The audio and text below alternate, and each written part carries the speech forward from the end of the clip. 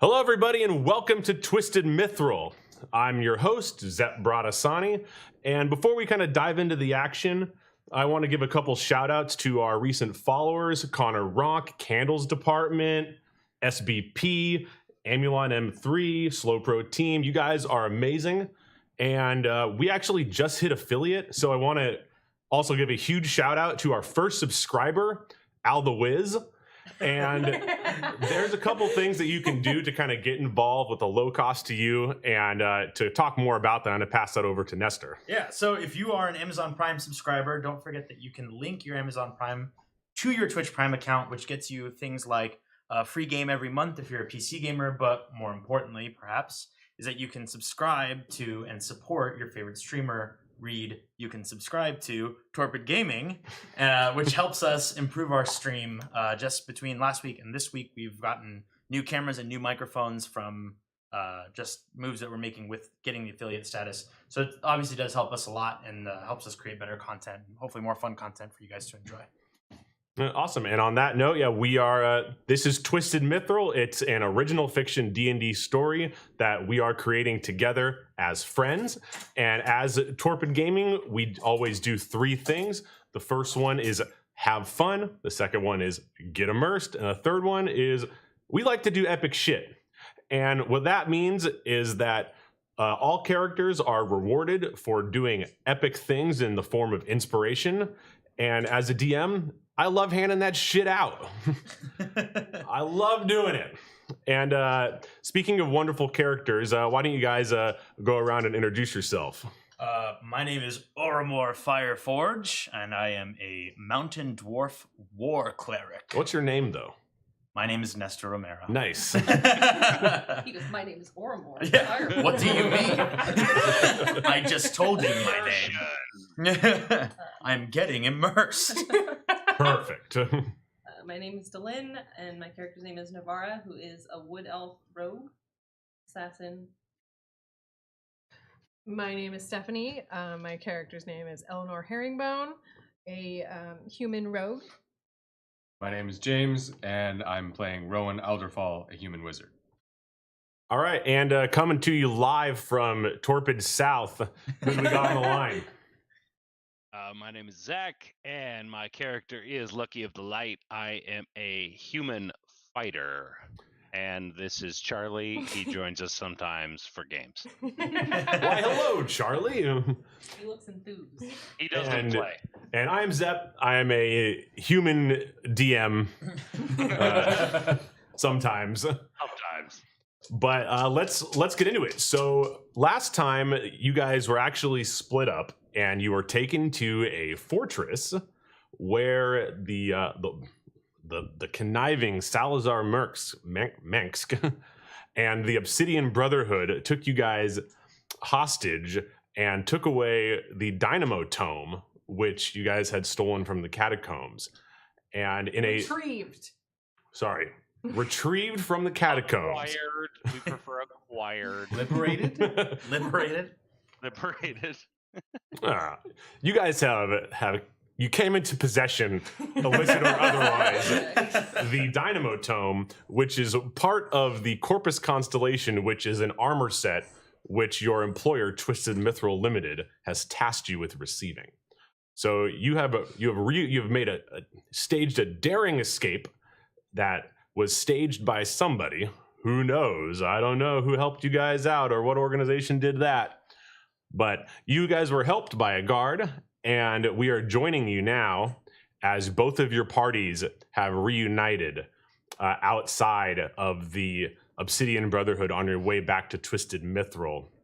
So I believe Lucky and Eleanor, right? You guys escaped through the sewers? Mm-hmm. Correct.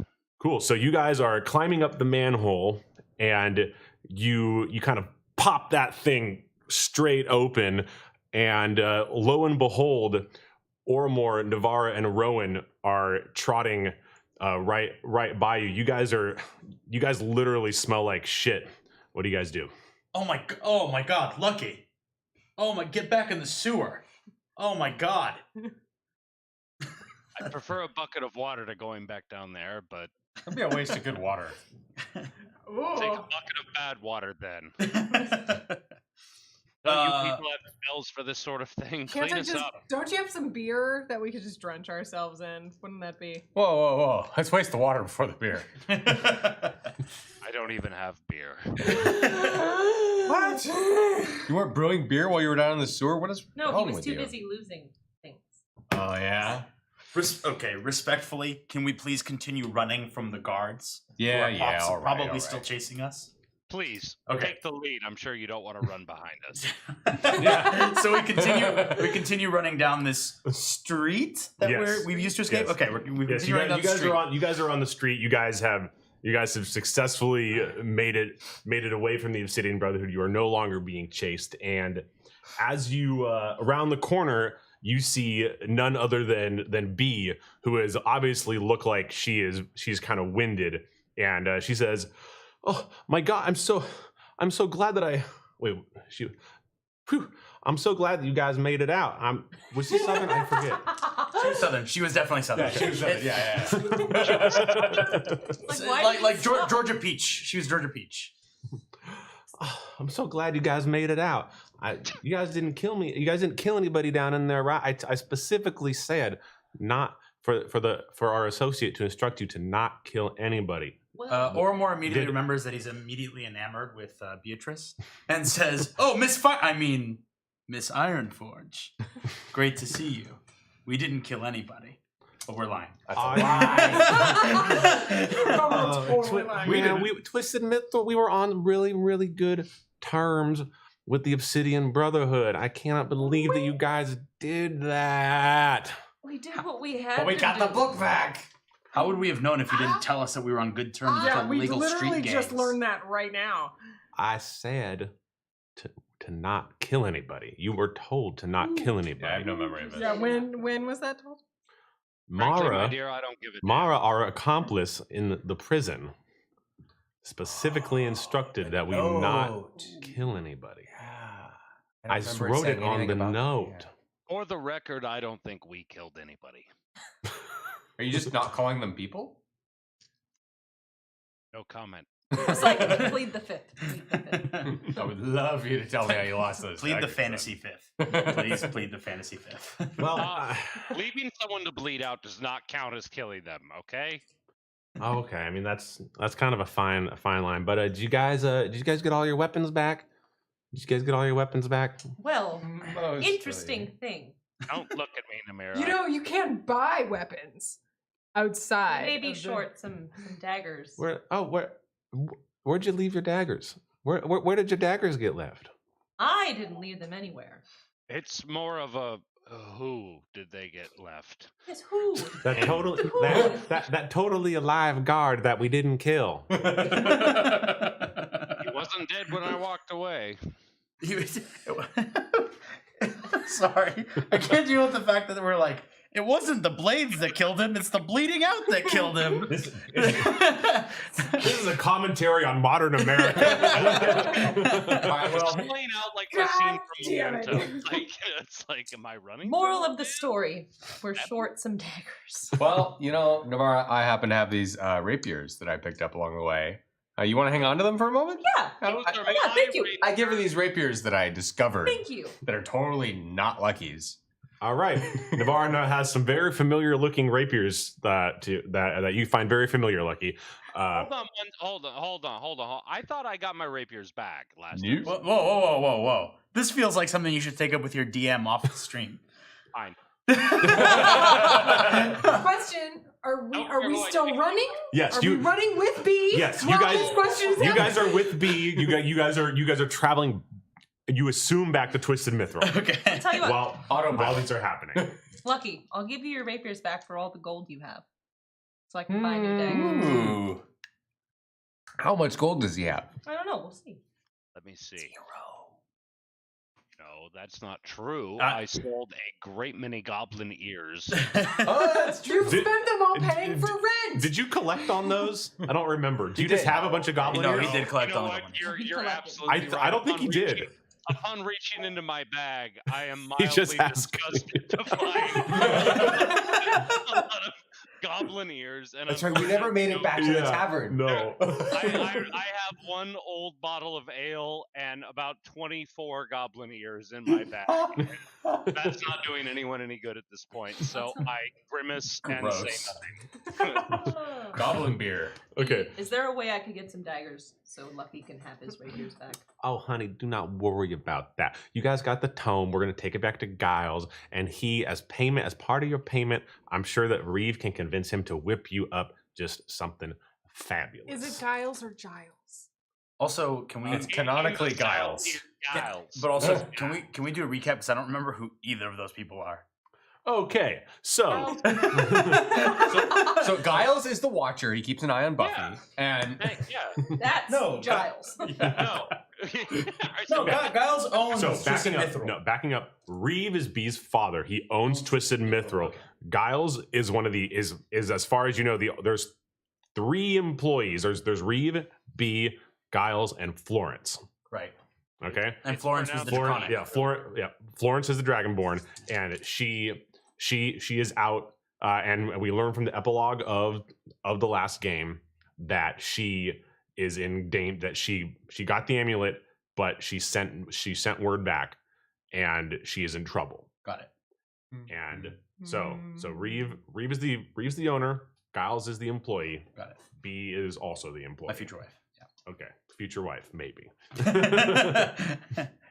Okay, so she says, okay, and Giles will be thrilled for that as part of your payment. I'm sure that maybe we can work something out. He can whip you up something. He's really good at that kind of shit. I promise you, he's gonna be amazing. All right, fine. Lucky you can have these back because I feel like you can't really do much besides brew beer without them. So we can punch things. I can punch things.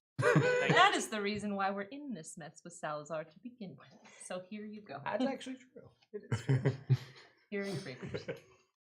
I didn't punch Salazar. I grabbed him. There is a difference. Which made him think you were about to punch him. Perhaps we can deal with the technicalities later about to punch him. Okay, anywho. and continue Okay, running. You guys are in front of the Twisted Mithril. You guys have made it back, and upon arrival, Giles is there to greet you, and he says, "Oh, dudes, I'm so glad that you guys made it back. You got the book. You got that book. You got the book. I didn't brew anything for him, I swear. But we got the You book. didn't brew it. Give me that shit. Give me I the got book." a book for you, bro. There you go. He grabs it. He takes a look. He kind of flips through it and he's just like, yeah, this is the good shit. Hell yeah. Good job, guys. Totally tubular. and Can I retcon that I copied the entire book into my spell book first? No. Also, please, can we put a ban on any character saying tubular? Oh man, this is in character. Yeah, that's totally, dude. Why do you hate Giles, man? You just gotta. I Giles don't. can Okay. order this. I'm just sad I'm not on Giles' level. Or more turns to Beatrice. You need to tell us everything about your relationship with those criminals. And she looks at you and is like, look, I can tell you that. Just 1 second. Can you guys get paid first? Yes. I like being paid, yeah. Absolutely. Okay. You always have to. And so Giles says, all right, I'm just gonna go put this away, and then we'll be right back. But have these while you're waiting. Everybody make a dexterity saving throw, which is a D20, and add your dexterity saving throw modifier to it. Fuck me. So with the modifier, I have 22. Above 20. 11.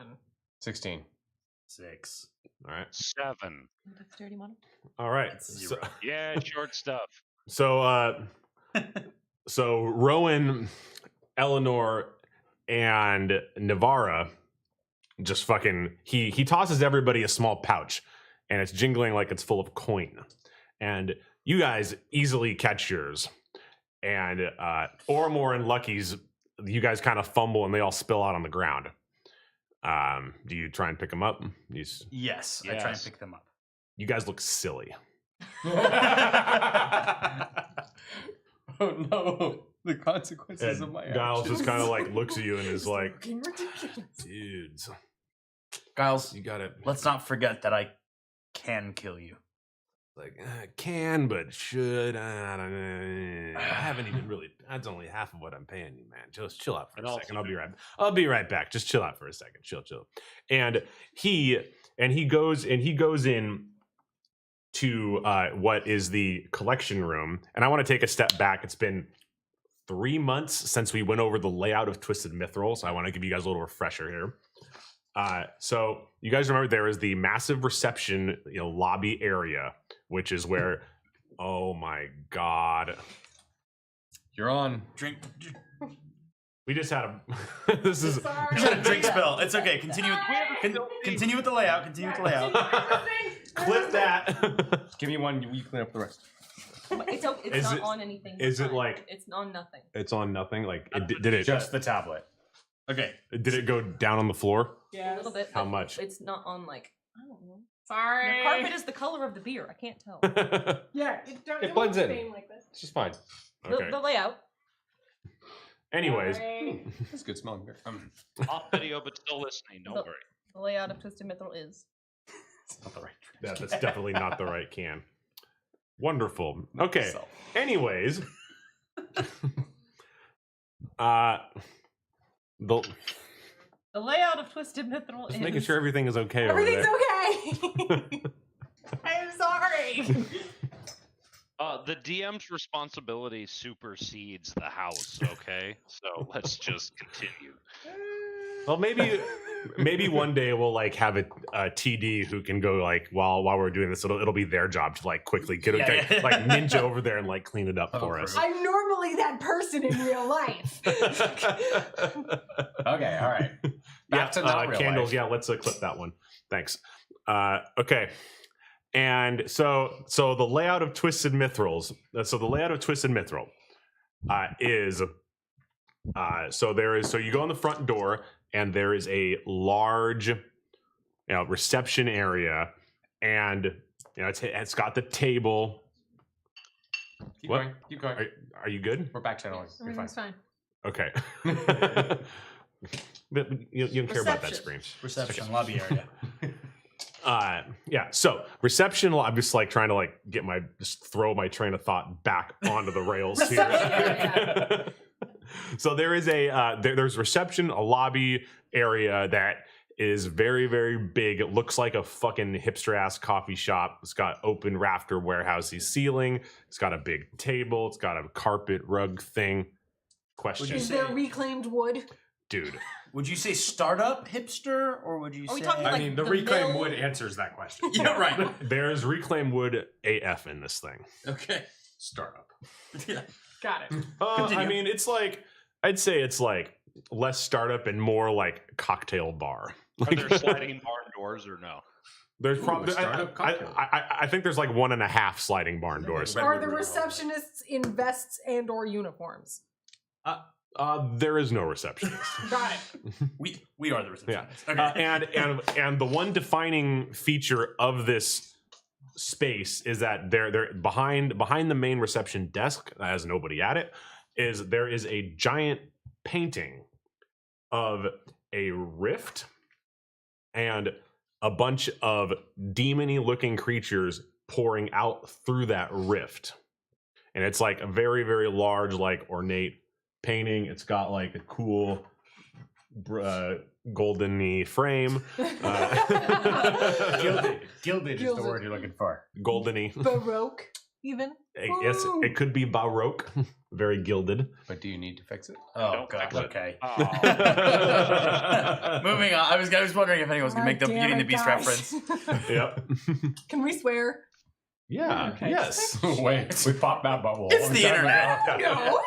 Anyways, Family so, friendly. Okay, we're getting back on track, maybe, hopefully. So there's a big gilded painting of a rift that is open with a bunch of demonic-y looking things pouring out of it onto an army. All right. Okay.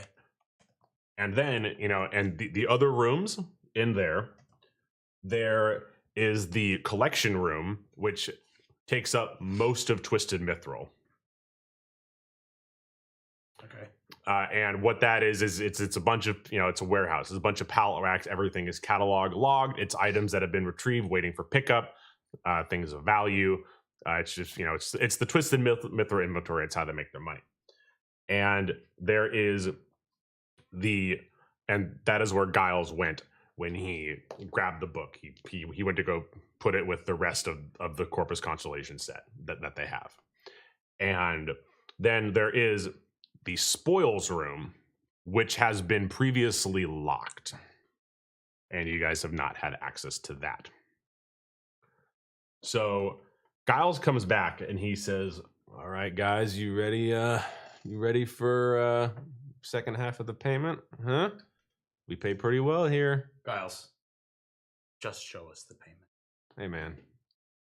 Show a little respect. I'm about to give you something super sick. Bro, I'm ready for this. Giles, show I us guess the we'll make payment, that determination. please. Show me. That's the spirit, my dude. All right, let's do this. And he turns over and hops very enthusiastically over to the spoils room, and he turns to you and says, "This is my shop. I do some pretty cool shit in here. Reeve told me that you guys could use a little bit of a tune-up. I'm here to give you guys what you need. And so, Lucky, why don't you roll a d20 for me?" Gotta get the app. Yep, he's got to bust the Oh, app. he's got a 20. He's got the 20 app. 17. I have a d20. Okay. And so what he does, and in this collection room there's a workbench, there is some racks that have some items on them, and then there's like there's some bins that have various like gemstone-y looking things and like magical accoutrements. Accoutrements. Does anyone want to tell him, or should I? Nah. Just let it go. And so on there and he says, all right, man, just give me a second and I'm gonna fucking whip something up that is gonna be totally rad. And he reaches into a bin. Yeah, he pulls out just a band of pewter, and he quickly heats it up, forges it into a ring, and he looks at you and says, "Hey, dude, what's your favorite color?" Red. All right. He says it's a fine choice, and he grabs a red stone out of one of the bins and pushes it into the pewter and kind of jumbles it up over it to kind of lock it in there. And then he kind of holds it up, does a little spit shine, and hands you this ring, and says, "All right, dude, put this bad boy on." I put the ring on. Put the bad boy on. My It- middle finger. It fits just right. If you want to keep it. And he says, and get ready to write some stuff down. All of us We're or at just Fantasy Lucky? Costco. There are definitely some trademarks you cannot be do saying not say right that. now. Do not say fantasy. Those words. And he says, my guy, this is the ring of the ram. It has 3 charges, and it regains them at the end of the day. While wearing the ring. Roll with dice. You guys, can we listen to the Ring of the Ram? Sorry, I had to please? explain to her why we can't say copyright shit on TV even after I said it. I'm saying, and also, I just want it known that you may be whispering to us, but you're not whispering to them. Trust me, I've heard every bird, fart, and Fart? No, I swapped. Yeah. Fart and Anyways, what I meant. so you have the ring of the ram. It has 3 charges. It gains them back daily. Okay. And while wearing the ring, you can use an action to expend 1, 2, 3 of its charges to attack a creature you see within 60 feet of you. The ring produces a spectral ram's head and makes its attack roll with a +7 bonus. On a hit, for each charge you spend, the target takes 2d10 force damage and is pushed 10 feet away from you.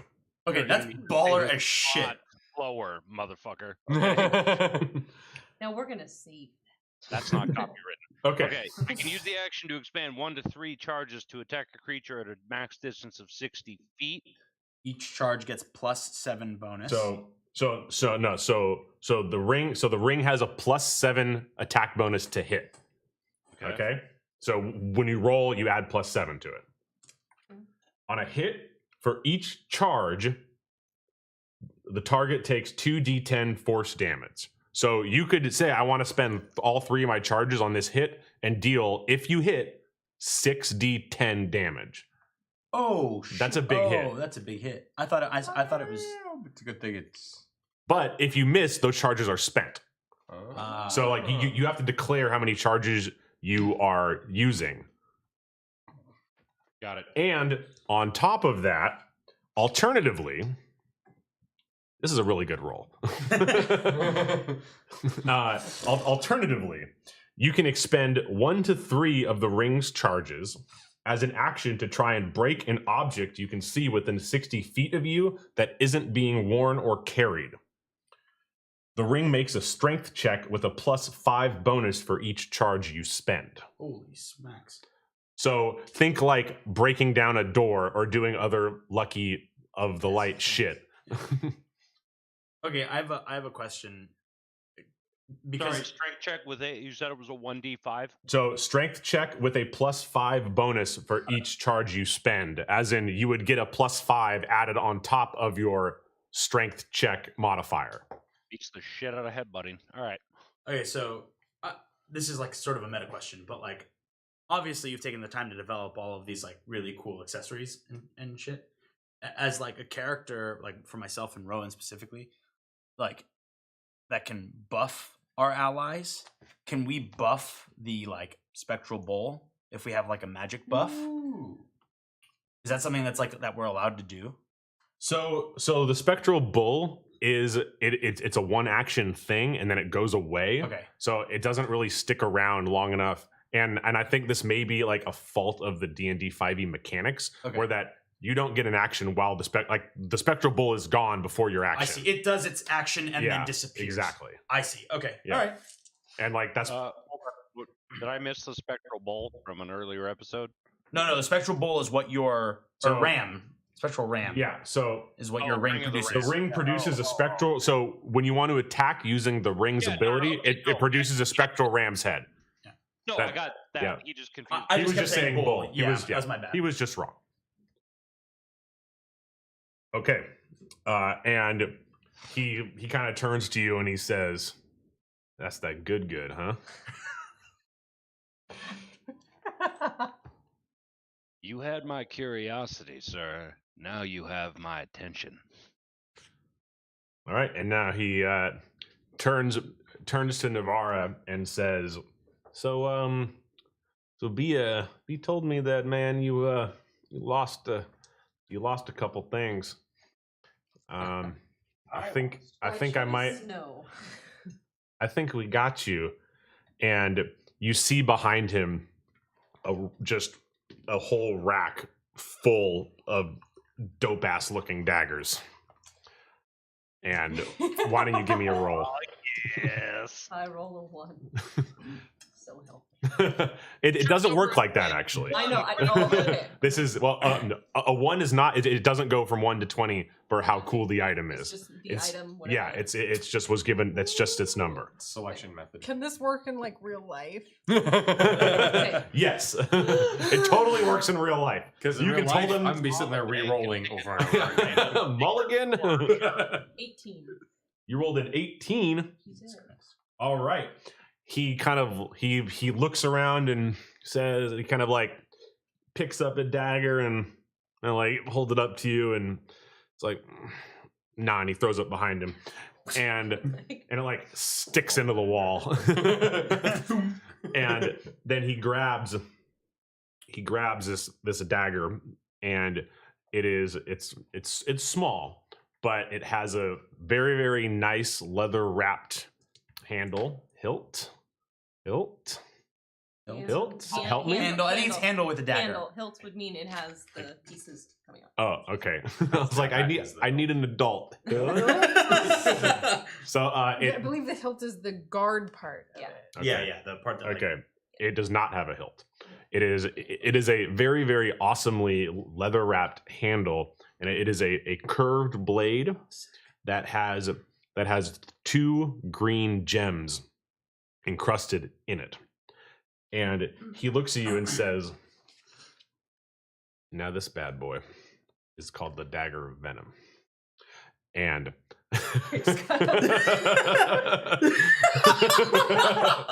Got your poison back.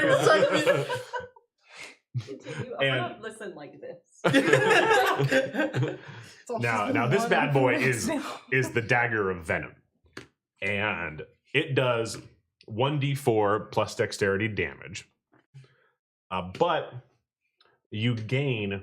So it's what's generally, and I'm just jumping out of character. It's what's generally called as a +1 magic weapon, which means that using it. So you know how normally your attack bonus is calculated by your proficiency bonus plus your dexterity modifier.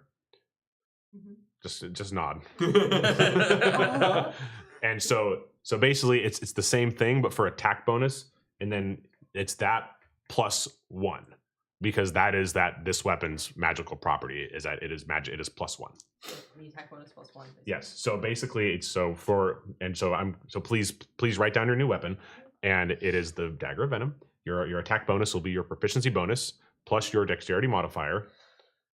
Proficiency bonus plus dexterity. Yeah. So it's 3 plus something.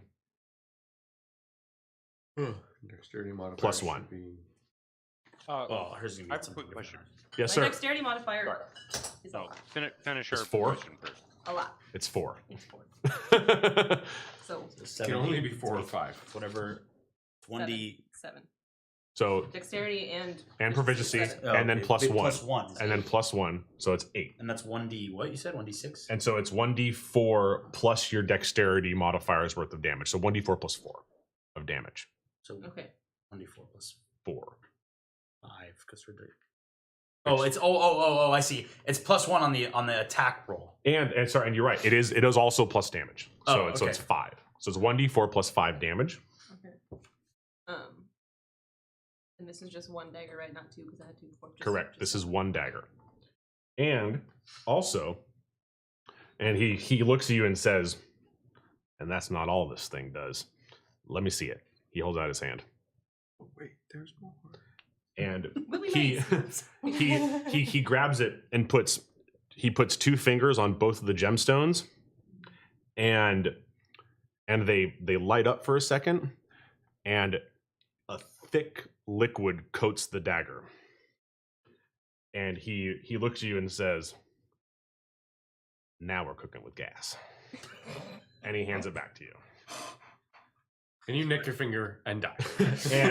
And what that actually It's means, like, what kind of gas are we cooking? and There are many of them. and now what that means in mechanics is you can use your action in combat to cause a thick black poison to coat the blade. The poison remains for 1 minute or till an attack using this weapon hits a creature. It lasts for how long? 1 minute or until the attack hits. Okay. So if you miss an attack, it's still coated. Okay.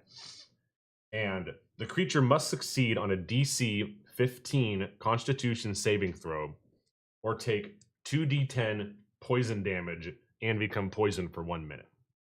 Wow. Okay, so 1 action to code it. It lasts for 1 minute or until attack hits. They have to do a DC 15 Constitution saving throw, and if it hits 2d10 poison damage. And also, the dagger cannot be used this way again until the next day. So it basically gets 1 charge of this. But That's crazy. At max, it tops out at like 30 damage. Yeah, and if I use that combined with all of the other Whatever. shit I have. Yeah, that's not. And Because sneak attack- but the thing is, it's so basically think of it like it's a charge attack. Right. Is that you code it using your action, but you can't attack till your Yeah. next turn. Yeah. All right.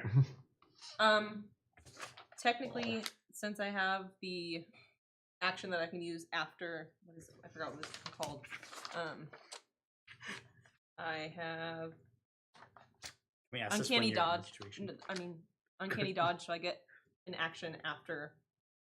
So My so for uncanny dodge, I believe that those It has that to it's a be- dash, a dodge, or No, a that's something else.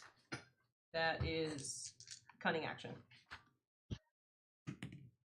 who's getting called. So that was me trying to turn it off. Oh. I'll look into it. Just go on to the next one. Yeah, because I really want to know what my item is.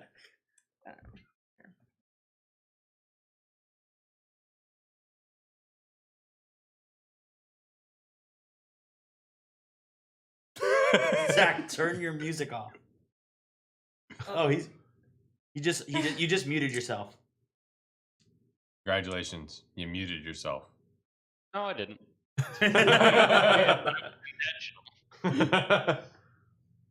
Never mind. I misread. Continue. Yeah. Okay. I was like, I was like, I think you're wrong. Anyways. Oh, Okay. And Thank you. and since that Oromor really wants to know what his item is, Giles turns to Rowan and says, "Hey man, you ready for this?" And Rowan, looking directly at Oromor as he does so, rolls his magical dice that don't exist in the real world. That doesn't exist in the fantasy world. Thank you. 1. Never doing that again. All right. It's a good thing it doesn't work. Okay, 1. Get out of the way. So Rowan turns around and he does kind of the same thing. He grabs some pewter from there and quickly pounds it out into a band and does it up. And he looks at you and says, "You can have any color you want as long as it's blue." I like blue. All right. And he Choose blue. and he grabs a blue gem, throws it on there, does the same thing. He puts the pewter up over it so it won't come out, and he tosses it over to you and says, "Try this one on for size." I put it on the ring. And he says, "Oh man, that's what you just got right there is called. I call this little ditty the Ring of Lesser Telekinesis." And what it is it lets you cast telekinesis at will, but only on objects being worn or carried in a 20-foot range.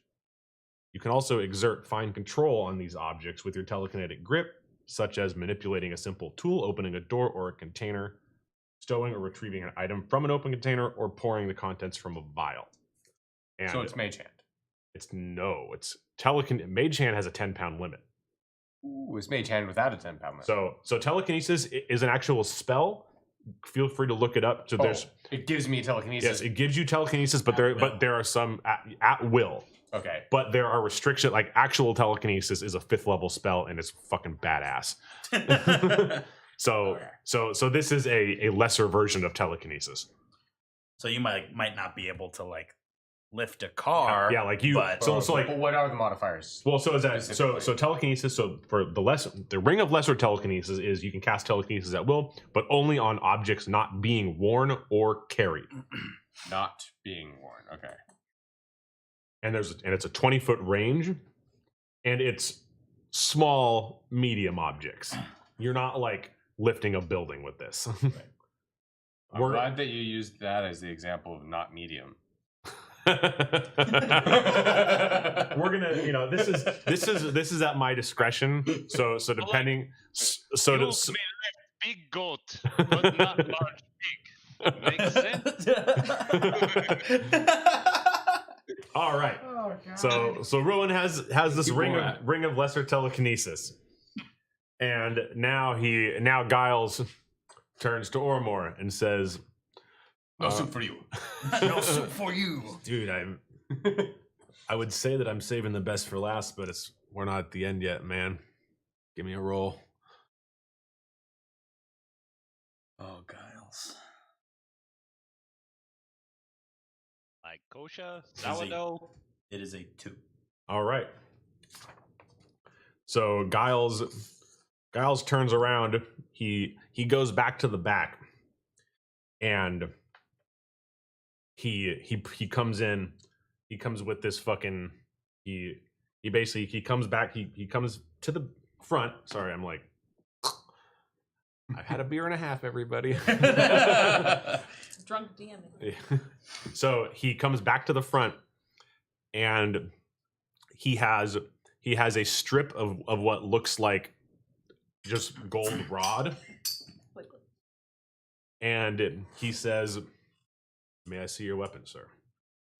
I hand him the warhammer, but while doing a cool ass flair when I hand it to him.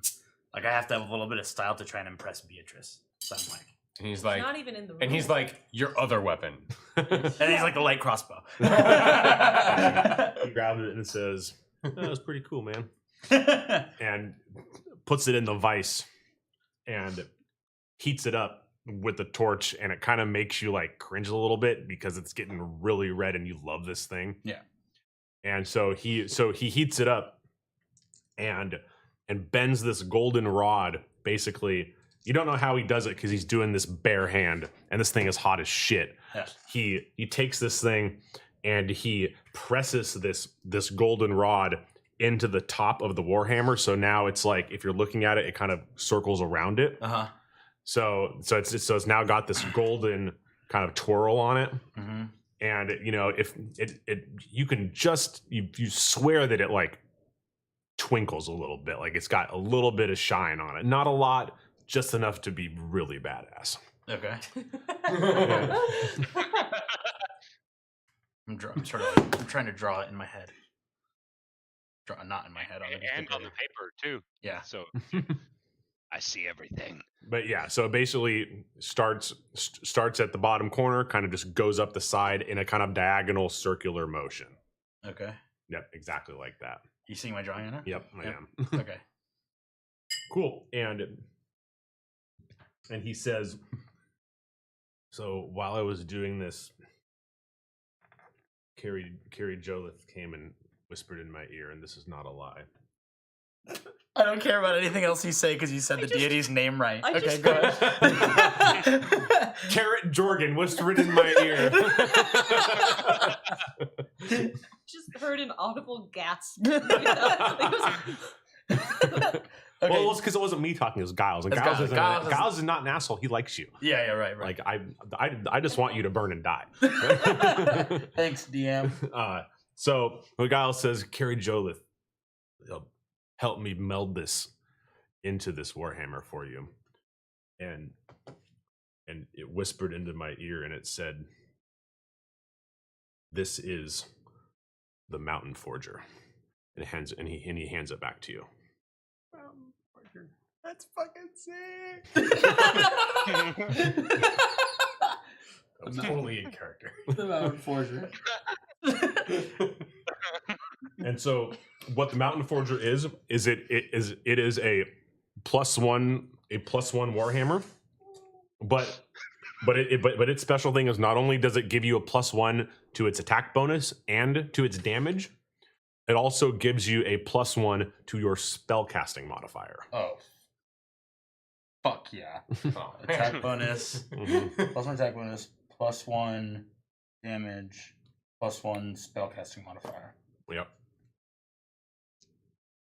Joke's on us. Actually, Zep didn't give a crap what we rolled. He just picked what he wanted to get. You'll never He's know. like, that's great. You know this what, is what though? you're getting. Also, regardless of that, commitment to your DMing because these are some pretty badass gifts. All right. Jesus, the shit you must have fucking made up to have You this many mean to pick from. earnings. Huh? They're not gifts. Yeah, earnings. Yeah. Giles look at you and says, "We ain't giving you shit. You Yeah. guys are doing hard freaking work, And these are and unleashed. I appreciate that." Okay, so he hands it back to me. Yep. Okay, what does Ormore say? Because obviously his mood is completely changed now that he has the Mountain Forger. Oh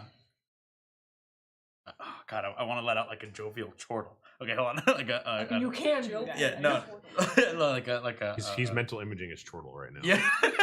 It's more No. like, hang on, I'm gonna need a minute, and then he walks into another room and closes the door. or more go. Giles, who knew you were a believer? And then I walk out happily, holding my new. I like sort of like hobble away, holding the new Mountain Forger, looking for the next beer. Okay, go on. All right. And Giles turns to Eleanor and says, "Well, last but definitely not least, Eleanor, are you ready for this? Always ready. All right, give it a roll. D20, hit me. 20. Ooh, it's a critical. Which means nothing. Yeah. You got to save those. Sorry, you you're gotta right. save Don't those. don't do it again. Yeah. Can she bank that? I think she could bank that. Okay, so he kind of looks down at the bottom of the bottom of the rack, and there are these kind of old, tattered looking boots. And he looks at the boots, and he kind of looks at your feet. And he says, "What size are you? What size are you?" He says, "Fucking perfect. Oh my God, I can't believe the luck." And he grabs the boots and like throws them on his table, rips the soles off of them, Oh. and he goes into he grabs some new leather out of his bin, out of his little like box thing, and he starts making you some new shoes. He resoles these boots, and he spaces it. He resizes, he stresses the leather a little bit to make it to a size 10, and after he's done, he says, what's your favorite animal? What's my favorite animal? Mm-hmm. Cats, clearly. All right, he says, cool. And then he goes on to etch a very, very awesome kind of caricature of a cat with wings on its feet into the boots, and it looks badass. It's like not like a silly cat. It's like a cat that you would be proud to have on your boot. A puma. It's a puma. I want those boots. And he hands you the boots and says, "Try these bad boys on." So I try those bad boys on. All right. And They so are amazingly comfortable. yeah, you feel, and like literally when you put them on, you feel lighter. It's crazy. Like you don't know what he did, but you feel lighter. And he says, "Eleanor, this is some of my greatest work. I didn't even know that I could make boots until right now. Really? So these are the best boots I've ever made." Amazing. They're exceptionally comfy. And they look great. Like this guy is like, he is a good Am craftsman. I going to be chased down the street asking where I got these boots? Quite possibly. Yes! My boots bring all the girls to the yard. Oh, Damn God. right. They're better than yours. Coffee. And Sing song lyrics. and so he says, "Well, I'm just going to assume you guys asked that in character." And he says, "Well, it's not going to matter because with these guys, you can now jump 10 feet into the air, and it has a cooldown Just like upwards? of you can leap 10 feet Okay. of height." Upwards either direction. So basically, these boots they're called the armored boots of flight, and these give you the ability to jump 10 feet into the air with a cooldown of 5 minutes. So every 5 minutes, these boots will recharge. Just to be clear, that's 10 feet up, not 10 feet over. I have a whole new axis available to me. That's great. Like, the whole lion meme where like lion can jump 36 feet and everyone's like, 36 feet, holy crap. She can jump up. Yeah. Not So over. basically it gives you a 10-foot radius of jump. So like you could leap forward 10 feet. Can I quote you at the 10-foot radius thing? Because I'm gonna pull out the math on that one. And You know. Don't make we me are nerf not- this. These are don't her make this things. harder. These aren't even So? your boots. Hoping. The next scene, she has no shoes and Rowan's. Okay, running listen. away. All I'm getting at is that you can do some fucking epic long range hunting with those things now. Or play some really awesome basketball. Anyway. She's like, I'm done with adventuring. I'm joining the NBA. Later, suckers. the fantasy NBA. Yep. Steph Curry, son, let's go. Okay. And also they grant you +1 AC because they are the armored boots of flight. Oh, that's cool. Excuse me, armored boots. Yep. Wait, how much? Plus So 10. your armor Plus, class goes so up. so in +1 AC. +1. +10. They're not like an antimantium bubble. Yeah. As soon as I said it, I was like, what? How much fantasy coding do you have? Enough. You mean Some. fantasy grog. One fantasy unit of measurement. Limit does not exist.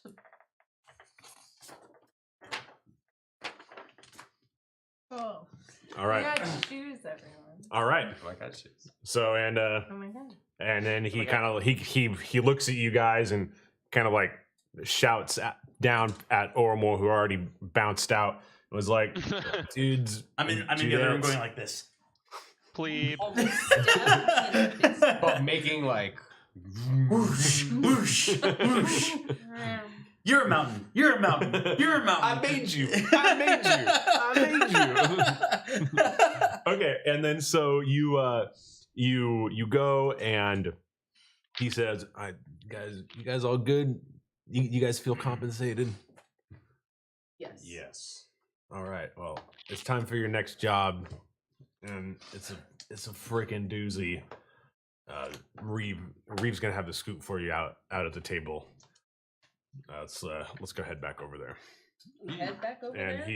he leads you guys back out. He locks the door to the spoils room behind him, and you guys all sit back down at reception. Reeve has pulled out some of Lucky's double swing IPA, and Whoa. Yep. Sorry, can I pause for a quick second? Because you said at will with the ring, that means I have to have a cooldown, right? What's the cooldown? He said you get to use. yeah, we'll say cool down at 30 minutes. Okay, because normally I expel Oh, never mind. normally I would expel a spell slot, so I was like gonna say that 30 was minutes. Yeah. okay, so-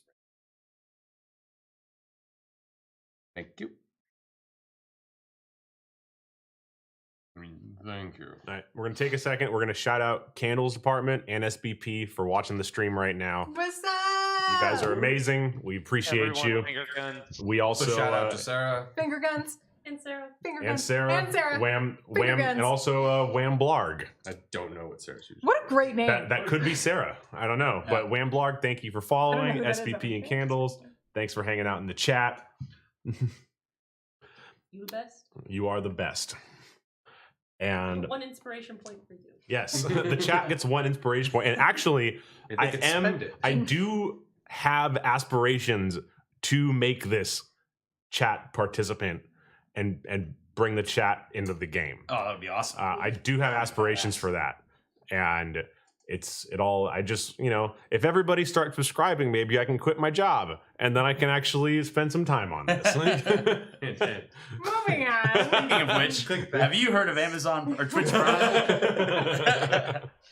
Brands. They didn't come here to be advertised. Anyways, Huh. so you guys sit back down at reception. Reeve pours out into some really awesome looking mugs some of Lucky's double swing IPA. It's fucking delicious. Oh, Can you it be muted. triple swing IPA now since I have a Well, third attack? you made it before you were level 5. Oh, okay. You So had the this brew, is double bro. swing. All right, Yeah, next so- batch will be triple. So like you made it, and like while you were in prison getting like almost killed, Reeve was finishing your beer. Like he was finishing your batch. Alright, You So, like, secretly drank that. Good batch, guy, made good it guy, another Reeve. one. Really? Yeah. Finishes Real your batch. MVP here. Is Yeah. Reeve. He's like, I haven't heard from those guys in a while, but I'm gonna finish this batch of beer. yeah, just it's in like case. this is about ready to be bottled in a. This is gonna be our in memoriam beer. Then you're back and it's your welcome back beer. Oh my god. Okay. All right, yeah. So he pours out some Lucky's Double Swing IPA. We got another. We got Crafty Fellows in the chat. What's up? Yee. Everybody say hi. Hi, crafty fellows. Thanks for hanging out. Wow. All right, so wooey. Wee. And so he pours out some Double Swing IPA, and he pulls out a piece of paper that looks like it has some typewriter writing on it, and he says to you, "Great work on recovering the Dynamo Tome. We're about a third of the way there to completing the rest of the Corpus Constellation and getting the bounty imposed on that by the City of Neverwinter's Chamber of Commerce. This is something that was going to be really good for the company, and you guys have done a really fucking good job. I hope that the gold and Giles' work has shown how much we really appreciate what you guys do for us." I feel pretty appreciated. Indeed. I mean, look at these boots. All right. I'm having a hard time with this. I am a war priest, but I am no man's soldier, and I need to know as much as you can tell me about the relationship between you and any illicit partners you have. He looks at you and he says, "Look, we are a legit business. We deal in retrieving and substitution sometimes. We get things where they need to go. We get things, we sell them. We are a legit business, I promise you.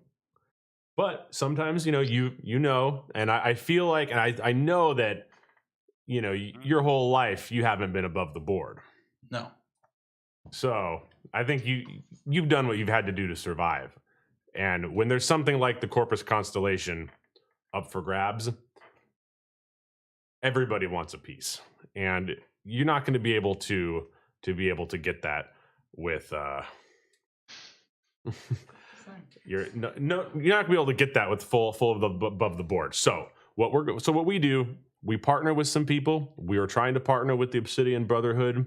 Unfortunately, they decided that partnership wasn't worth keeping, obviously, or else they would not have taken you guys hostage. We did what we had to do to get you back, and I hope that, you know, that we can be good." Any other parties we have to look out for in the future? He says, "I will tell you, this is what we know." So Anybody else you have a relationship with that is totally above board? everybody. So he says, I'm going to just kind of like recap a little bit. If you guys remember, Florence came back about 3 weeks ago from the Society of Silence, where they broadcasted the location of the Corpus Constellation pieces. And we know that there were about 20 other groups or people there in that room. We don't know who they were because the plane where you contact the Society of Silence does not let you see other people. It is the Society of Silence. So we know that there are at least 20 other groups after these things. We can assume that not all of them are above board. We know that one of them was the Obsidian Brotherhood. And what we need to do is we need to get these things because we want to return them to their rightful owners, Neverwinter.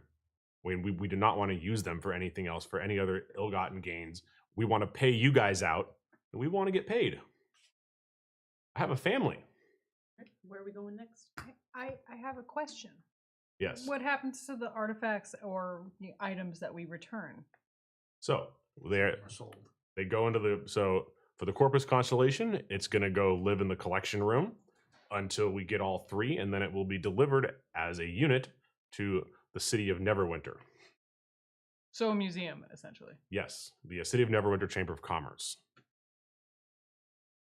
Reeve, I will stand with you, and I will stand with Twisted Mithril. You need to assure me that you will not keep secrets from us.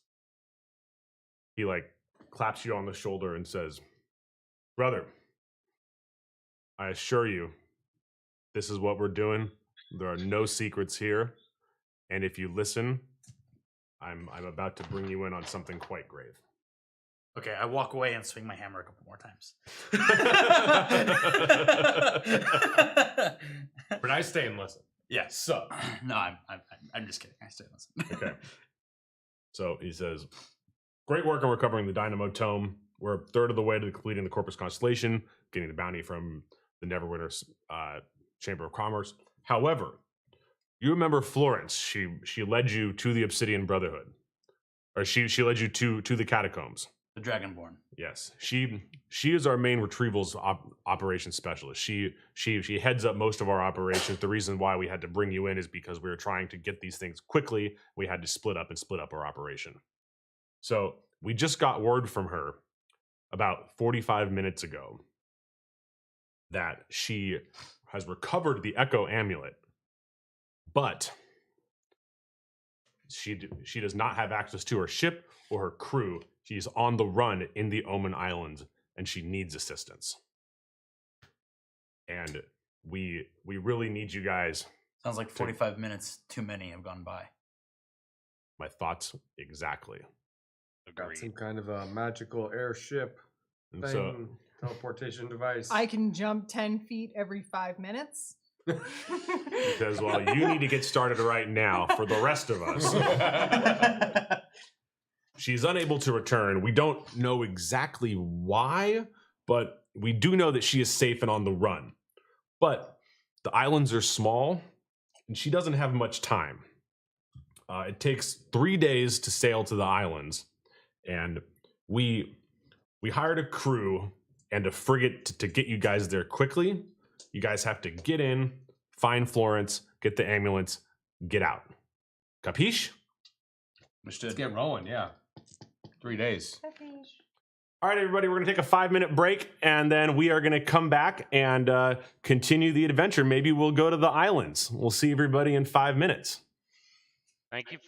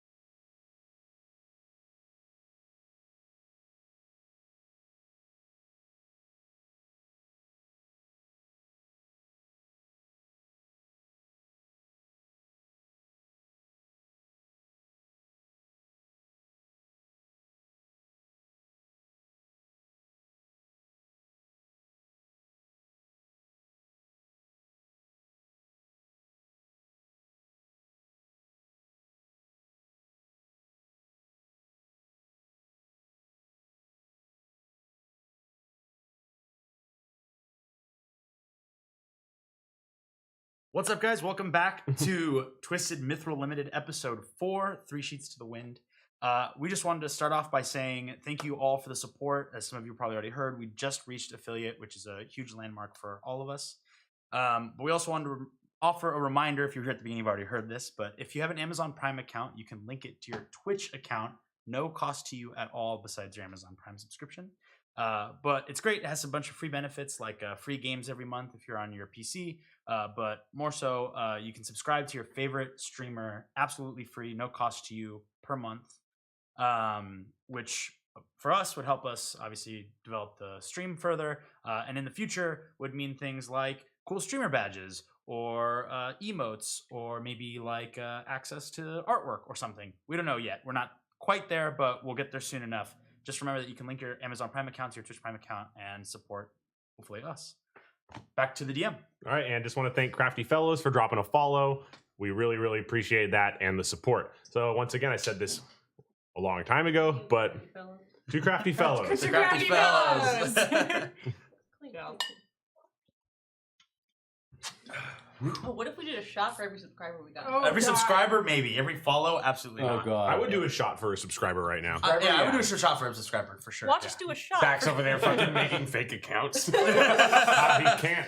He can't. And then So- getting Amazon Prime on each of them. Yeah, that's what you think, Zep. I got fucking Tor looped up on my server over there. I'm just gonna go on the dark web and It's buy like fake I accounts. really thank you so much for paying $120 for Amazon Prime just as to a Twitch Prime subscription to us instead of just donating that money. We really thank you and your Cheers. dedication to Jeff Bezos. Tequila shot.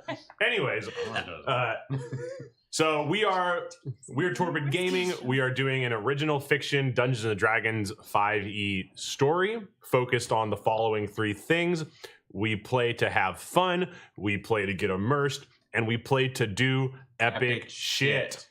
And like I said, what that means is that as the DM, I reward the players every time they do something incredibly epic. Crafty Fellows just subscribed tier 1. We have to do a shot. We literally have to do a shot. Bring it out. We're never gonna play. It's just gonna be us doing Pour it a out. shot. Yeah, I got you. Well, keep going while I'm pouring this. Yep.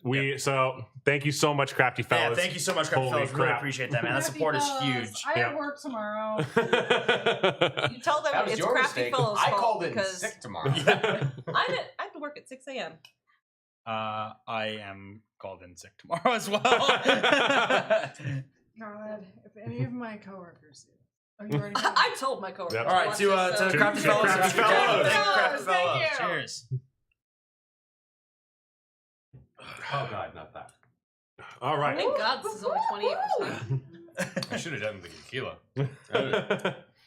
All right, All right. come in. So we play to have fun. We play to get immersed. We play to do epic shit.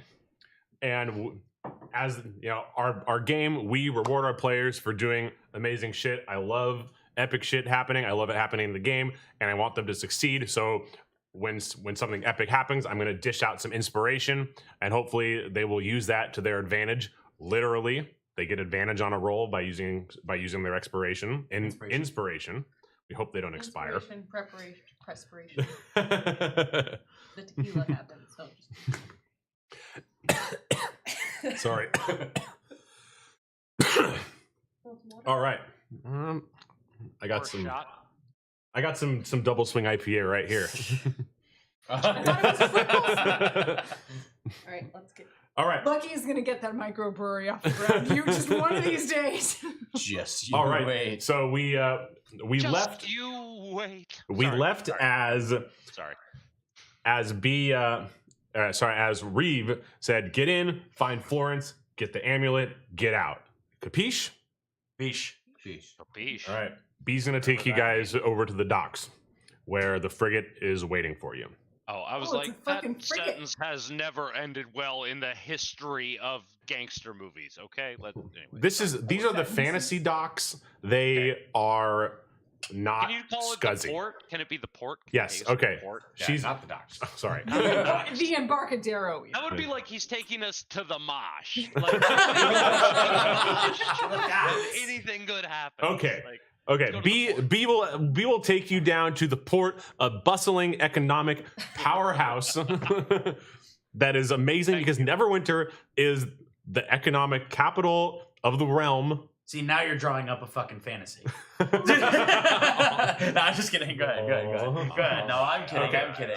So B leads you out, and you guys are headed down to the docks. It's like a 15-minute walk, and she kind of turns to you guys and she says, "Hey, I never really thanked you guys for saving me from that derailed train. I really like. I mean, literally, I would be dead without you guys. What? So when I woke up, I mean, I just saw people on. I just saw there was the bugbear on the ground. There was the goblin shaman on the ground. Like what? Well, I don't remember anything from like past the train. Like what happened? Like how did you? What did they do to me? I don't even know." To be 100% honest, we don't actually know. We don't actually know what they were doing to you, but we do They were know. sucking some kind of life force out of you. But we stopped it. Yeah. But we don't really know what the nature of that was. Beatrice, are you a mage or a druid? She kind of looks at you and says, "You know, I have been known to cast a spell or two in my life, but I wouldn't call myself a mage by any means." Okay, can I roll? Okay, so this is a weird. Can I roll like an Arcana check to know if to like determine if I actually do know what they were doing to her, to then explain it to her? Yeah, why don't you roll an Arcana check. Okay.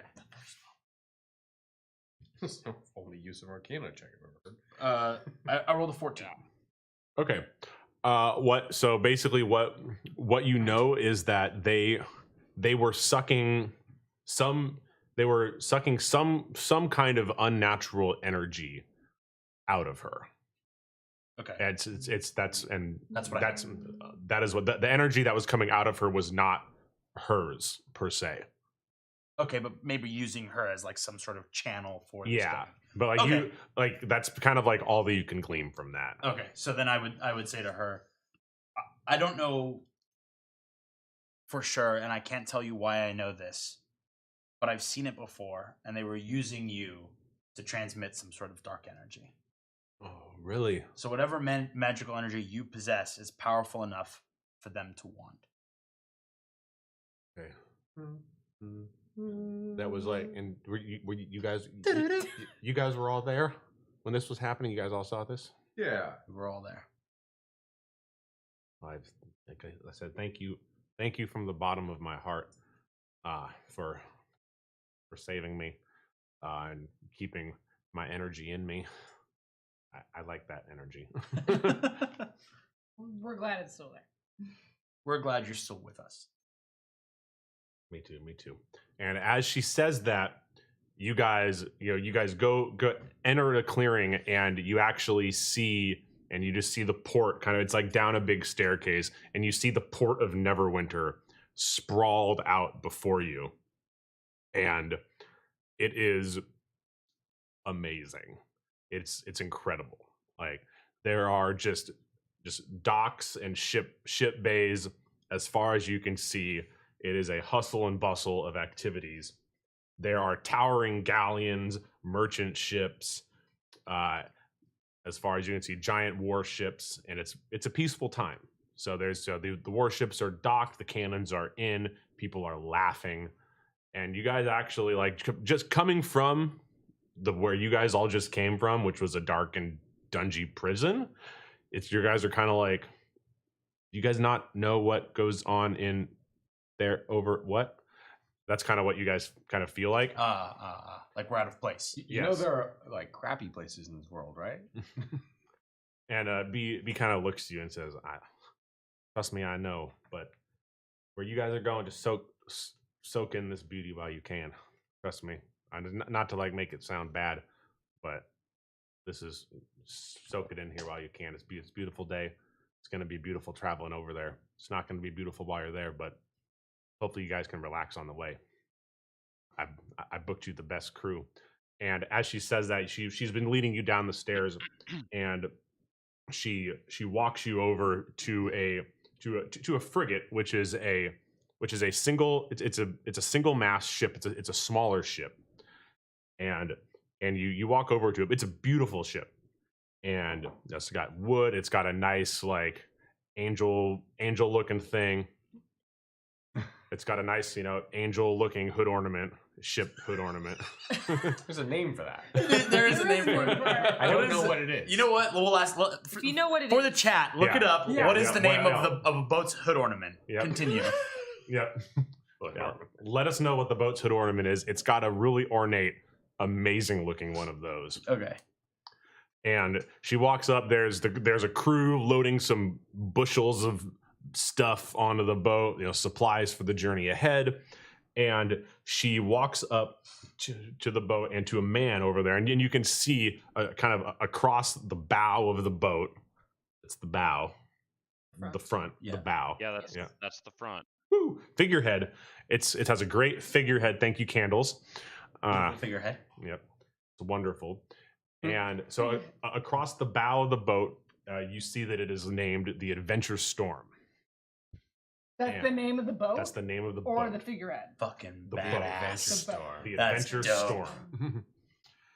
and Get ready, yo. and she walks up to down the ship bay, and she walks up to a man he's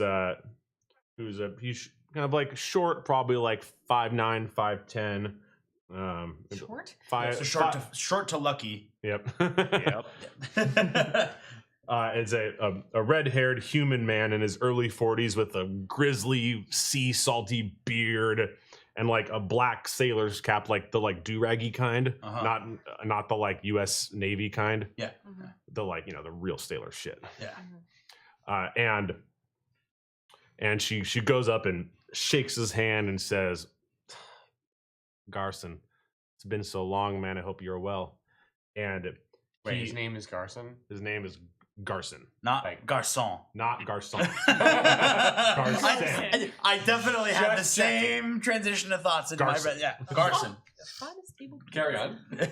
Yeah. So and Garson looks at her and says,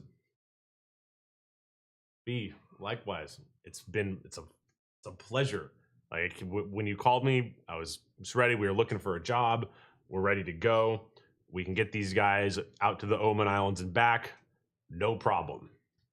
And B kind of looks at him and tosses him a bag of coin and says, "Half now, half later, right?" And he fucking gives her a high five, just like boom, and says, "I fucking got you." And then he turns to you guys and says, "Howdy, guys. My name is Captain Garson Draven, and this here's the Adventure Storm. Y'all ready to rumble?" Yeah! Always ready to rumble. But also, point of order. Lucky, do you have any beer left? 'Cause we're about to get on a ship No. for 2-3 days. What? I'm afraid I left it all in the care of Twisted Mithril for our return.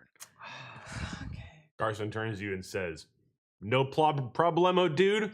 We got the booze and the hooch straight on the back. This is 3 days of smooth sailing out to the Oman Islands. Ah, good. I was worried it Paid was for gonna- by Twisted Mithril." All right. It's like an all-inclusive cruise package. We're Yes. gonna Pay like $45 a day. If I gotta roll up to the Oman Islands, it's gonna be like that second movie with the dinosaurs in it, where like the ship just pulls up with no crew, and they're like, "Where's the crew?" And they're all over the place. And then Passed out drunk. and then he looks at you and says, "Now Like Jurassic Park. before we get on and go, we need to go over a couple things. Just in case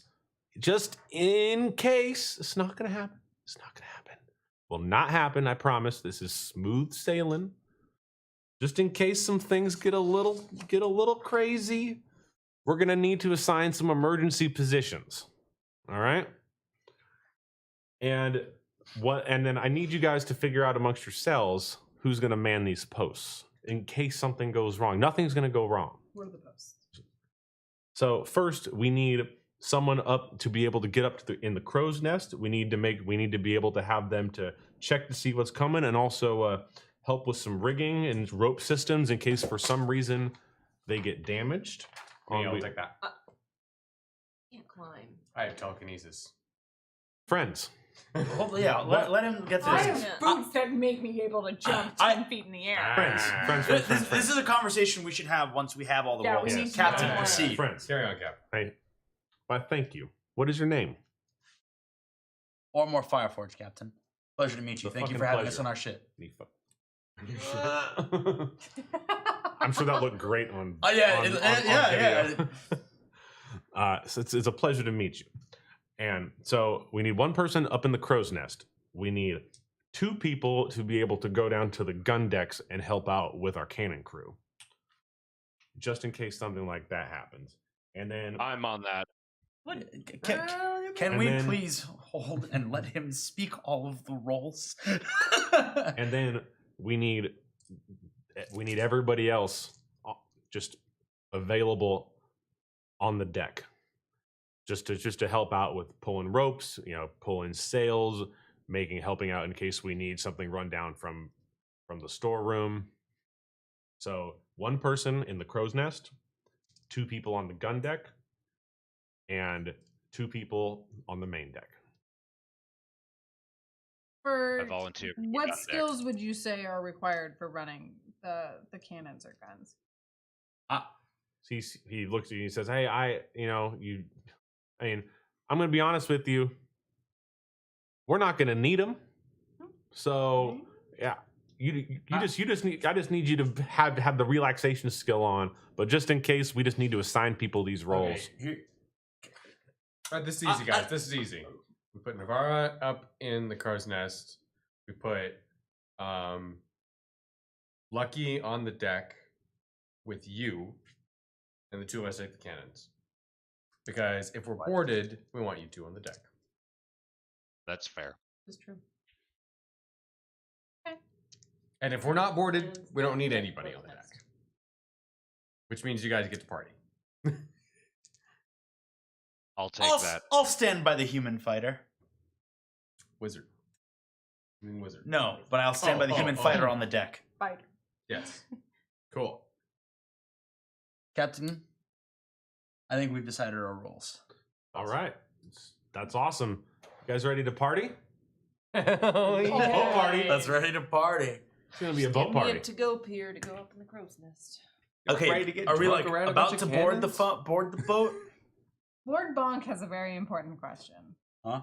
So, If I so get drunk, Lord how Bunk, much of a bonus do you get to relaxation skill? like 17. Yeah, plus 17. Fuck yeah. Thanks, Lord Bonk.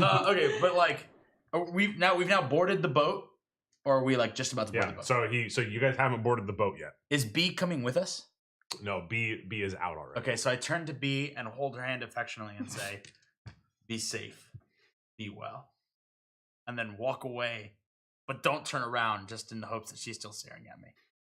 All right. She. Guys, As you're walking away, you're like, don't turn around, don't turn around, Yeah. don't turn around. Yeah. She. So one of us then grabs the other hand, goes, "Be safe, be well." and she like turns around and she says, "Or more. Or more.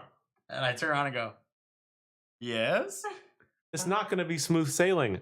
And then she turns and walks away. Oh, that's some flirty shit. Oh, yeah, and then I kind of drop like a smile and like a. She's gone. Everyone's Be like, she's talking about our if we relationship. answer that And everyone question- else is like, she's talking about the fucking journey. Everyone's like literally like, bro, just chill the fuck out. But isn't B like 12? Can we No. address No, this? No. She's like solidly in her like mid to late 20s. Yeah. Oh, okay. And I'm- She's like solidly at least 7. I was gonna say No, and Ormore is young for a dwarf, right? So He's only like 200. Then they, Oh, he's young 102. they would also then be the That's same real height fucking if she's young for only a dwarf. 12. That's young for That's- a dwarf. Huh? Yeah, no, she is like twice your height. I don't. So many wildly inappropriate answers just burst into my brain. I'm not going to say any of We them. gotta talk about this. Candace Yeah. Department brought up a very good I question think of, you was that already be safe or was finalized that I'm young be for a dwarf. safe? We don't know. R.I.P. Up to interpretation. All right. Are we fast traveling this shit or not? Oh wait, No, no, we're not. We're not. Are you? We don't fast travel. This is a pay to play. And you guys have to be present for every waking second. And also, what's up, Sarah Faye? Thanks for tuning in. You're the best. Mwah. Okay. Oh wait, so on camera. Oh, she That's can't even that see me. one. This camera. It's Oh, that she camera. can see me. Yes.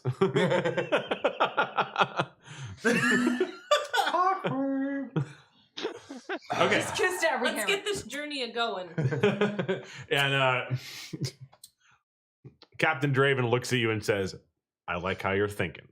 And he walks up onto the ship and kind of does like a "Let's go" behind him. What do you do? Follow. Follow him. Get onto the ship. Follow him. All right, they pull the gangway out, and they are now on their way. You guys are on your way, and you guys are out of the dock. And we'll kind of you guys kind of get settled into the boat party. Yeah, it's smooth sailing. Like, he does have booze. It's pretty rad. What are you doing? I'm Sorry. not doing You're anything. making noise. I didn't. Well, that was me. Anyways, Okay. so the boat party is going, and you guys kind of get a feel for the ship. There is a mess hall. There's the gun deck, and there are the crew quarters. So you guys can like explore some of these areas. That's all on the front, on the top. This is top deck. This is right? the ship. Okay. Oh, the whole ship. There's Yes. 3 decks. Yep. So there are 3 areas of exploration on the ship. There are the crew quarters, the mess hall, and the gun deck.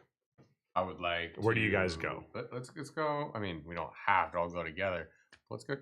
We should go check out the crew quarters. Agreed. Yeah. I'm gonna move to the gun deck. All right. I guess we're gonna Okay. split up. Wait, crew quarters, mess hall, Gun deck. gun deck. What's the actual just what it is exposed to the top of the ship deck? The deck. So no deck. So this is so in the frigate layout, there is the main deck, and the cannons are on the second level. So like they've got like, you know, the little doors that swing up. You know what I mean? And I'm gonna go. Come on, check out guys. the You all mess play hall. GoldenEye 64. Come on, y'all know what a frigate layout looks like. And they're doing So- gun deck. They're doing the crew quarters. I'm gonna go So to the mess we're hall. on the- We're all I'm going doing to the gun same deck. one. We're all going the same one. Let's go. I'm railroading you guys into staying together. Okay. Okay. So Let's decide. Let's So look at decide the gun between deck in case yourselves. things go south. I would like to look at. The Yeah, gun let's look deck. at the gun deck first, Okay. just in What case we equipment are don't we get to look working at with? more than one. I would like to do an enough. investigation check on all of the guns. Okay, you're not there yet. Yeah. So Let's go to the gun deck. so you guys Let's go to the gun deck. you guys go down there and you see an elf, and it's he's a crewman. And he looks at you guys and says, "Oh hi, I'm Bradley Everett. I'm one of the crew here. I'm on the gun. They call us the gunslingers, and we keep these cannons nice and roaring just in case we ever have to fight something." In Elvish, I ask him how many times have they had to fire something.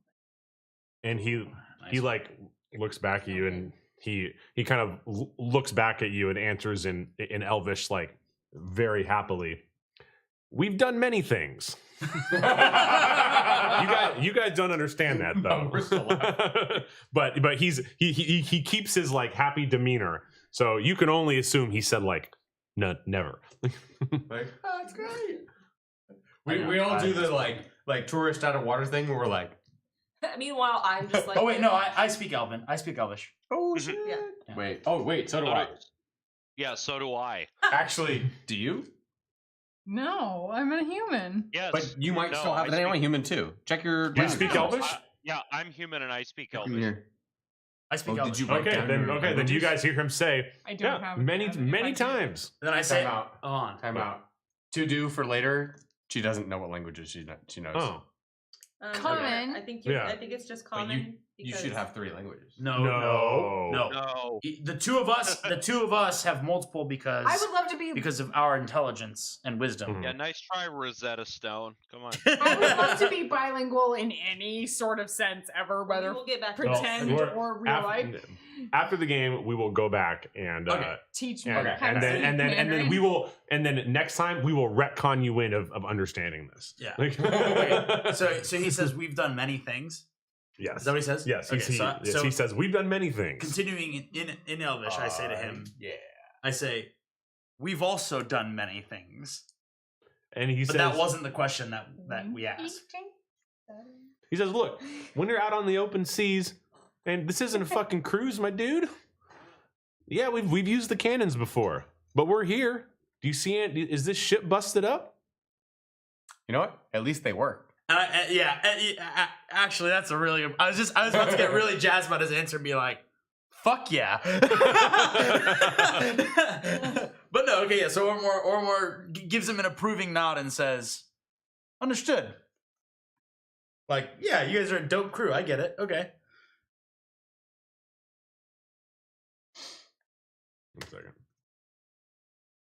Can I roll a perception check to look around the hold for anything illegal or illicit?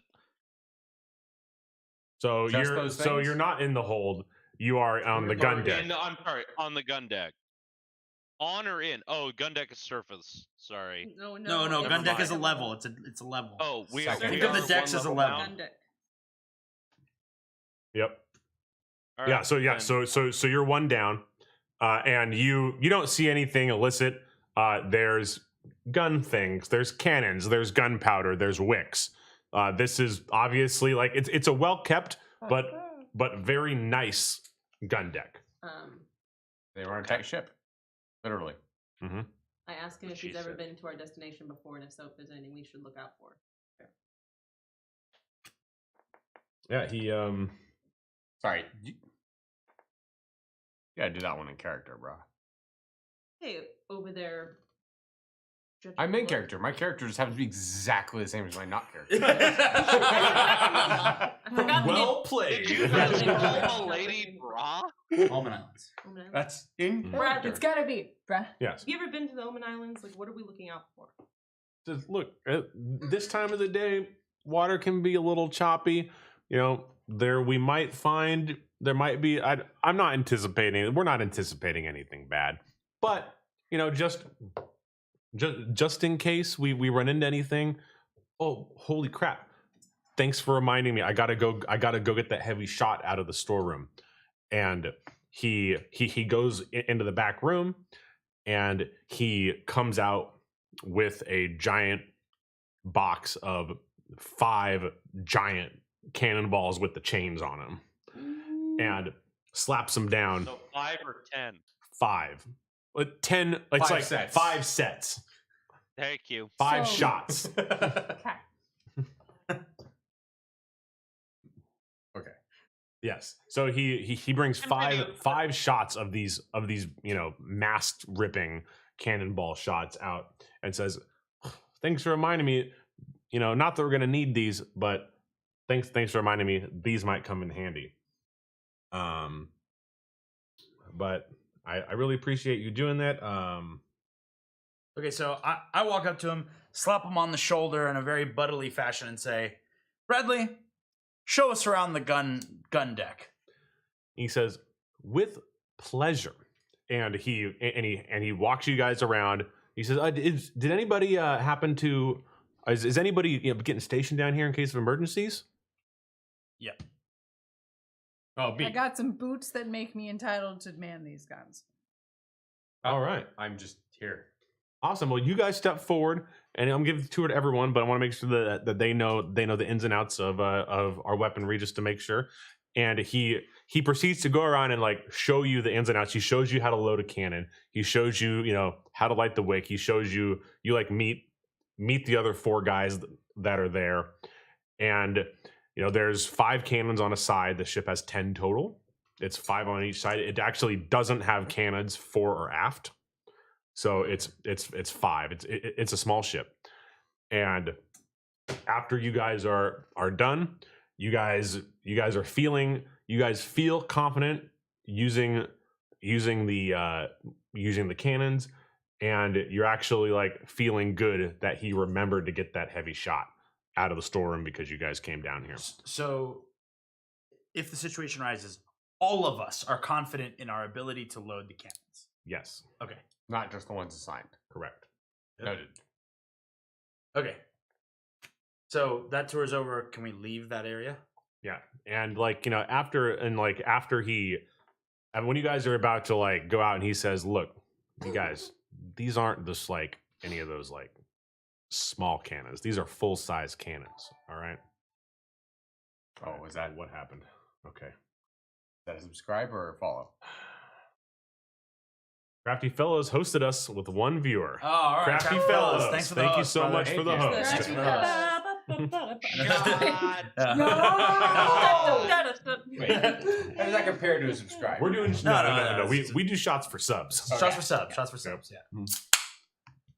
Okay. Okay. Continue. So he brings you around. He says, "Look, like, thank you so much for coming down here. I really appreciate it.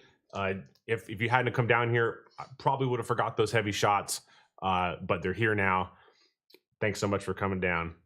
And that is all that the mess hall that is all that the gun deck has for you guys. You guys can go to the crew quarters or the mess hall next. I propose. I already forgot his name. Bradley? Bradley. I propose to Bradley that we all go up to the mess hall to get a drink together to get better acquainted. And he kind of says, "I like how you think. Let's roll." I like how you think. Literally or figurative? Just kidding. Oh, No? Oh, I rolled a 20. for excitement? Yeah. Totally excited. I think you're going to need to use a critical miss on that one, bro. All Keep it right. in advance. So we're going to the mess hall. Yep. So Right. you guys go to the mess hall, and did you want to do something before you get there? Are you good? I would really love it if like. can I wash my hands before I go to the mess hall? Hey, Bradley, it's kind of weird that the ship only has a mess hall, a gun deck, and a crew's quarters. What's up with that? He's like, "No, there's totally other things around here. But- Like there's storage and stuff." No, what I'm saying is like it would be cool because this is semi metagaming. I'm sorry, Zach, but it would be cool if like two of us stayed back and did like an investigation, right? Yeah, but he's not. But he's not gonna let us do that. That's right. Okay, forget it. Let's just do it right now. Yeah. So Yeah, totally. I want to do an investigation check. Like I want to do On an what? investigation check on the storeroom he got the chain shot from. Okay. Sure. I mean, I'm not even going to make you roll for it. It's you go back, and it's basically the ammunition storehouse for the gun deck. There is gunpowder. There's cannons. There's no more heavy shot.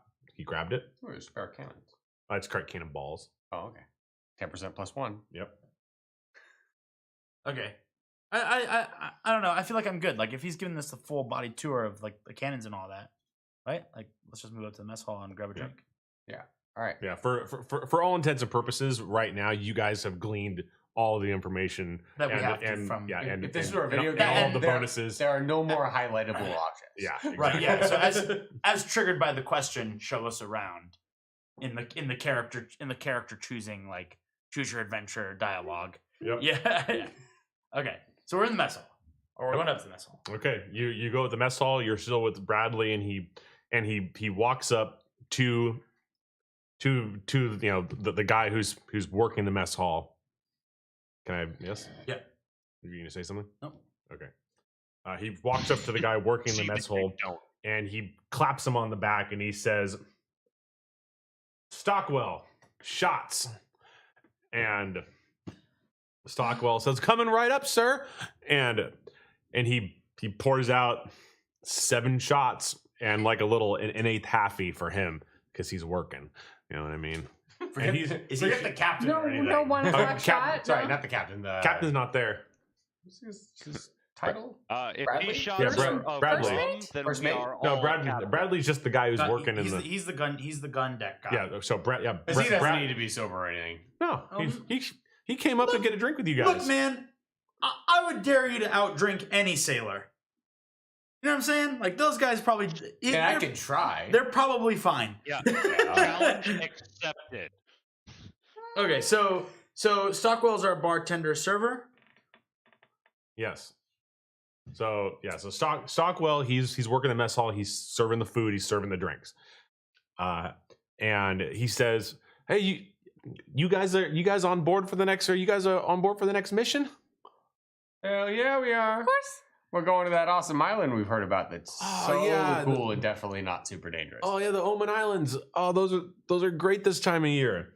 I haven't been on a mission yet. I just started this week, and I'm just like so glad to be here. The captain really drugged me out of a bad place, gave me a job, and I'd really fucking appreciate him and the crew. These are all great guys. You guys are gonna be super well taken care of here. Okay, so I look at him with familiarity and say, Stockwell, where are you from? He says, "I'm never winter born and raised, man. Like I'm just literally 700 yards that way." Have you ever heard of the company Twisted Mithril? Aside from this mission. He says, "Yeah, I mean, I don't hear too much about them. I mean, but I know that they're the people you go to if you need something or you need something delivered. That's just what I hear." Sounds so much like drug dealers. Yeah. The questions may be a little investigative. I was just seeing if maybe he was somebody that we'd met previously, like maybe someone down in the catacombs or something like. No, so New character. this guy is he's a human. He's like 20. He's a young cat. Okay, Like, all right. Yeah. This is quite a mission for you to Newbie. start out on. Yeah, and he looks at you and says, "Hey, I just serve the food. I don't fight. Like I'm in my other life. I'm a part-time alchemist. Like I don't fight. Like I fucking mix the drinks." Which I pick up the shot and just say, Alchemist or mixologist? Well, it just depends on the context. So In this Stockwell, fantasy world, they're the same thing. Ah, John. Stockwell, do you deal in any weapon-based alchemy? looks at you and says, "Well, it's kind of like a hobby thing. I was never formally trained. I I had a kind of a rough start, but well, you're lucky." I got you. 11. Oh, I'm getting it. Oh, made the DM get up. And Sorry. We got an errant dice. I'm the worst. So I had a hard life. I kind of taught myself some alchemy to get by. Like I'm just mixing juices, man. I just mixing elixirs here, and he like pours out a second shot from a bottle that he had underneath the bar, and it's like bright blue. And he says, "This is seasickness. This is a seasickness remedy. Here, you guys are going to need this. Here, there could be some rough waters ahead. Bottoms up." And he takes a shot, Okay, I'll take a shot with him. Does he do a half shot or the whole shot? the whole thing. I'll do it. Yeah, I'll take a whole shot with him. Should I take a whole shot. shot with him? Five more, please. In personal experience, taking a shot to prevent seasickness does not work at all. This is I mean- this is This is fantasy. This is fantasy. This is an elixir. This Yeah, is this an is a alcohol. potion. This is an alcohol base. This is an elixir. So, Stockwell, what I'm really getting at is, do you have any potions I can buy from you? He says, "You know what, dude? You guys are so nice, and I just want to see you guys do it. I know. I kind of heard scuttlebutt is you're trying to free your friend. I'm just gonna hook you guys up." And he hands you two small vials, and he says, "Look, the Oman Islands are some small islands. You guys may have to swim down in some caves. I hear the caves down there are freaking gorgeous, but take these. You guys may need them." And he gives you 2 elixir of fresh airs. And what these allow you to do, and this is 2. You guys only have 2. Per person? No, 2 in general. There's 2, and All right. he hands you them, and they let you breathe underwater for 10 minutes. Okay. So he Can puts you it. parcel that out? No, You can It's not. once It's I not. use it, I have 10 minutes. you have And- 10 and then minutes it's of over. It breathing doesn't- underwater, and then it's gone. I can't use Well, I 5 mean, minutes and then correct. give it to somebody Yeah, else. I was gonna say, what? Yeah, what if you drink half of it? No. How much, Okay. How much gold did we get in the I'm beginning just of it? asking. I know it's a valid question, I don't and think he's I'm not doing ready it. for that level of complexity, man. Okay, so all Do right. you remember that point earlier when I was like, "Oh yeah, it's a spell in which makes me I can drink underwater"? I'm not gonna need that. So I pull out a gold piece and I place it on the table and I say, "What's something like, thank you, ally," and walk away and proceed to sort of scan the rest Okay, of the mess hall. who took the 2 potions? Who has them? I'll take one. Well, you guys need to It should decide. be it should be whoever has the I'm- least athletics. Because if Mm, we're underwater, presumably the athletics is the check that we're gonna have to do, right? I mean, that's a big guess. So you and the wizard. No, I have a +3 I have athletics. one. I have -1. I mean, I don't I have think have a 3 athletics in to that. the For now, checks. I let's think just it's take them and move on, and we'll allocate them. I think we ought to place them in places where they are best suited now before Agreed. while we're metaing too hard here right now. Yes. Well, hold on. Let me No, take we one. shouldn't be You we take shouldn't be one. thinking about- One rogue has one, I have one. Yeah? Yeah, we should think about how we might potentially split up in one person of each. Okay, how about Yeah, this? yeah, yeah. How about this? Well, let's get back into the RPG really quick. I take both of them. I throw one to who's in the gun deck? I throw one. Okay, both of you are in the gun decks. Yeah. I throw one each to both of you and jokingly say, "Just in case you take on water." I got you. I don't buy it. Is that agreeable? Sorry, I just kind of made that decision for everybody. Works for me. Nope, it's done. Fine by me. Okay. Great. All right. Thank you. That's for your potions. All right. Stockwell says, "No problem, guys. I just hope you guys make it back safe. I hope you get back whoever you're getting. You guys want another round before you guys head out?" Yes. Yes. All right. He absolutely. fucking pours out another fucking double for everybody. Double. Everyone's got 34 relaxation. Can I have that in real life, please? Yes. Totally. That makes So sense for that. the last area we have to check is the deck, right? Mhm. Yep. Deck mess hall. It is the crew No. quarters. Crew quarters. Okay. So, do we transition to crew quarters, or we want to look around? Mm. mess hall. I guess just a generic investigation check. Is there anything else to look around at? In the mess hall, there's not really anything else. There's like a couple crewmen eating. They're all kind of just shooting the shit. They're chilling, on Do they this all look, voyage. generally speaking, comfortable or apprehensive? They are chilling. Cool. Okay, so we're I'm cool with basically them. on the most fucking badass pirate ship on the sea right now. Yeah. Don't call it that, man. No, I mean, but that's what it is, right? Because all these guys are like, we don't fucking lose gunfights. You know what I mean? We don't get into gunfights. Yeah, right. Okay, so maybe it's just the fastest pirate ship. Okay, no. So anyway, we're moving to the So crew quarters. I said, everyone, let's go move to the crew quarters to sit down while we can. Yeah, that's fair. All right. Yep. To the crew quarters. Fast travel. Fast travel. Everybody, so you guys, as you guys are leaving, why don't y'all make a dexterity saving throw? Damn it.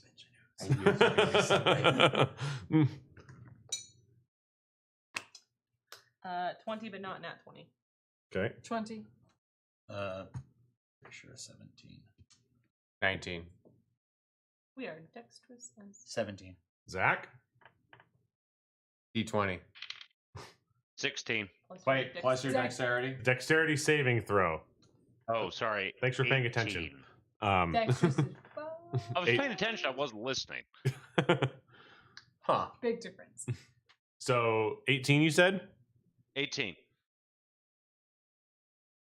Okay. That was it's a 17. 20, not nat. I had 19. 19. Oh, you guys are pretty dexterous.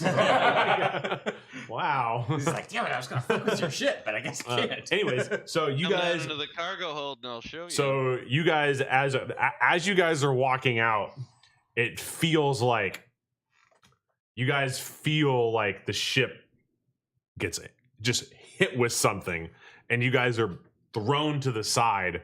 You guys manage to all stay up, but and then as soon as a ship jerks to the side, it kind of goes down, and you can tell that it was like a massive wave, and not something. And this was clean waters before then,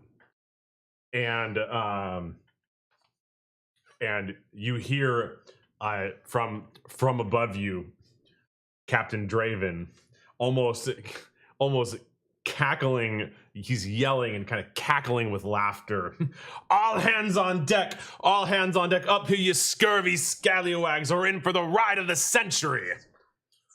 Sweet. Get up here now! Everybody! We're on a fucking ship. do full we of all crazy Mildly people. buzzed at this point. I'm like, yeah, let's do it. Yeah, do we run to our posts? Yes. No, he says He said get up all on hands the on deck. deck. He says Okay. get up on the deck. All right, so I We fucking go. unhook what did we call it? The mountain forger from my belt and just stomp out onto the deck. All right. So we go to the gun deck. Leroy! So we all run up to the deck Yeah. and put our hands on it. No, we go to the gun deck. No, No, he said no, don't. no, no. He said all hands on deck, not all hands to your post. Yeah, We we're all go up to we're the deck. to the deck. All right, anyways, carrying on. We're all went to the deck. We're all headed to the deck. All right. We're all going up to the deck. Okay. And so what happens is you get up to the deck, and about 50 yards away there is a giant 30-yard wide whirlpool that just goes straight down. And you guys are not headed straight at it. Dravish has got the ship turned a little bit to the side, so it's not headed straight at it, but it's still in the wake. And he turns to you guys and says, it's time to get to your stations. I know this was a boat party, but I think this just got more fun. What do you think? Oh, hell yeah. Are we north of the I'll- equator or below, south of the equator? It's like, which way is this thing turning? It's actually right in the center of the equator, so it's going straight down. I say Also, it turns out that's depends on totally your understandable. definition of fun, and then run to the side of the deck with Mountain Forger in hand. I start scaling to the crow's nest. All right, you guys. I'm staying on the deck and I grab like a I'm hold staying of on the the deck. fucking the rope ladder thing. It goes up to the crow's nest. I just hang on to it so that I have something to hold on to You so I are don't get down flung in up. the gun deck. I didn't No. go to the gun He's deck. on the deck. I run down to the gun deck and start loading You're a gun every deck. gun that we have. Yeah, Oh, but I wait. didn't go there. Oh, you're holding on to the. I heard you now. I heard you. Yeah. Go on with your epic description. I'm sorry. Oh, it's cool. You already blew it. Now nobody gets an inspiration. Congratulations, you played yourself. I'm hanging on to a rope on the deck, the top deck, Okay. because there's no enemy in sight. So I'm hanging out for the rest of my life. All right. You go to the poop deck, lame-o. Hashtag poop deck life. All right. So you go up to the crow's nest. Why don't you roll me a perception check? Does the fact that I have dark vision count? It is the middle of the day. Ooh, I thought it was nighttime. 20. We're not actually on a ship. 17. 17. 17. Okay. You see the whirlpool, and it is vast and very menacing looking. You don't really know why it's happening, but what you do see is something big under the water leave the whirlpool and start barreling straight towards your ship. It's probably about like 20 yards big. It's probably about the size of your ship. Is it punchable? I was gonna say, I shout down to everybody, "We're fucked and we're not alone." Is it? Okay. I take the rope out of my explorer's pack and tie myself to the fucking. Holy shit! What a good idea. Legitimately, is it the Kraken? How have you not gotten Have you down not- to the gun deck yet? Have you guys Why? seen Pirates of the Caribbean? Tying yourself to the mast is never a good idea. Tie yourself to the map upside down, all so right. we're upside down. We'll be right side up. So, all right. So I just want to before we advance in this, I want to know where everybody is right now. Okay. You're in the crow's nest. You're at the edge of the deck. I am, on deck looking over the boat. Okay. Where are you, Lucky? Bow of the ship. The bow of the ship. Okay. You are down in the gun deck. Bradley thanks you. And you are Tied to the mast with my arms free still. okay. He's tied to the mast with his arms free still. Rowan abandons all positions assigned at the beginning of the party. Someone cut him Our down party from now that has mast, no please. credibility with these pirates because one asshole tied himself to the mast. Rowan is cut If off. I'm the only one alive at the end of this, we'll see who's laughing. Okay. I guess it'll just be me. Who's gonna untie you? That's a point. Challenge, yeah. Mage hand one time. Zach. No, I'm here. Okay. And it is let's roll some fucking initiative. Oh shit! I should've Let's gone get down. Do it. Down. Let's Let's get get It's down. only been 2 fucking hours. Let's go. I should have gone downstairs. That's what she said. Oh, initiative doesn't matter. Never mind. So That's not my you problem. add your initiative bonus to it. Okay. Oh, I don't 20. How do I know? It's God it's damn 2. it. 8. But not an Why natural is our 20. initiative bonus 2? No. Okay, it's I important. don't have initiative. Yeah, I don't have any initiative. Because if it's a natural 20. You have initiative, right? Yeah, I'm It's 2. with It's it. 3. No. It's 3. 3. Oh, Then natural it's. Did you have a Then plus it's 1 actually- initiative, or is it? Yes, we gained a +1 when we leveled up. Yeah. So then it's Oh, 3. oh, then mine's plus 1. 24. Now, I didn't get that note. Okay. Yeah. Yeah. I think it's your dex. No. It's not. Okay. If it is your dex, then I'm 0. 'cause We I- roll a oh one. yeah, I do remember this. Yeah, I didn't. Doesn't I chose matter, not to plus level one. up my dexterity in place of roll the one, leveling up my it's wisdom and right. strength. Yes. So that's right. Same That's thing right. for, like, if you roll If it's your 20. dexterity, then I'm +4. Got it. Yeah. It's If you roll a 20, dexterity it's check. plus So Then Not a 9. critical hit. Yep. It's just a 20. Okay. So I have a 16. all right. 9. So we get back in here. So Ormore is Yeah, a but plus 16. 1 is still critical. 16. Navarre is a 9. Yep. What do you guys? 20. Eleanor is a 20. That's a pretty rad roll. Plus what now? It's dex. 17 plus 3. It's dex. It's d20 plus your dex modifier. I thought it was initiative. Yeah. That is your dexterity modifier. Oh, right. Okay. Sorry. Yep. Sorry. Cool. 10. Lucky. 5. Nice. Five big ones. That's a sick roll. Five big one. Yep. Stepped on a twig hard, man. Stepped on a twig You hard. know, Too soon. Too soon. All right. So what happens is this giant 20-yard mass basically barrels up into your basically right up to your boat, and 2 giant tentacles basically grab Called it. the bow and the stern of your boat, and your boat is grappled. It's the fucking Kraken. And then there are 2 other tentacles that basically release on each side of the ship that are not grabbing the boat. And as this happens, somebody runs out of the crew quarters and says, "Holy shit! It's freaking Hartingi, the legend. I knew he was gonna come. I knew he was gonna come. I tried to warn you, Captain. I tried to warn you.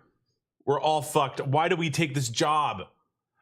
And Dravish just like looks at him and says, "Kali, it's fine. Get back in the quarters. We fucking got this. This is fucking adventure, guys. Let's fucking go." And so yeah, so there is Hartingi, which is a giant squid, has your boat and is currently pulling it towards the whirlpool. There are 2 tentacles that are grabbing the boat, and each of those tentacles there are certain spots on them that have a bunch of like barnacles, in certain spots on the tentacle. Okay. And same thing with the 2 tentacles that are up and not attached to the boat. So there. Okay. So I'm drawing this up. Two There's 2 on the port and starboard side, Yep, and then 2 on the bow and it's opposite of bow and the stern. stern side. pulling it. Yes, pulling it in. and so the ones on the bow and the stern are actively like across the deck grabbing the boat Okay. and have it in a like are holding the boat. Can we use like a free action to like message to talk to people? Starboard. You guys can yell. We can yell to people. Yes. So I could like speak up and be like, Lucky, get to the stern while I run Yes. to the what's the opposite of stern? Bow. Bow side. But I'm already at the bow. So Oh, you you're already should at the He's bow. at the front of the I'm ship. sorry. Okay, so then I yell, Lucky, you handle the bow, and I run Okay. to the stern. So, all right. So you can do that on your action. It's Okay. not your action. All right. yet. Okay, but Mhm. all right. Go ahead. All right. Let's get into this. The starboard. I'm gonna make a little note here. 1 second. Also, historical note. Port used to be called larboard, so it was starboard and larboard. And good luck telling the difference when you're yelling. Okay, well, we're Horse is not. left, We're in starboard is fantasy, so right. let's fucking get down. Yeah, not only was that the dumbest historical fact we've had come through tonight, but That was the only No, historical fact. I'm Fuck you! kidding, I'm calling it actually. larboard. I Good just- luck. Larboard. Okay. So Can I pause?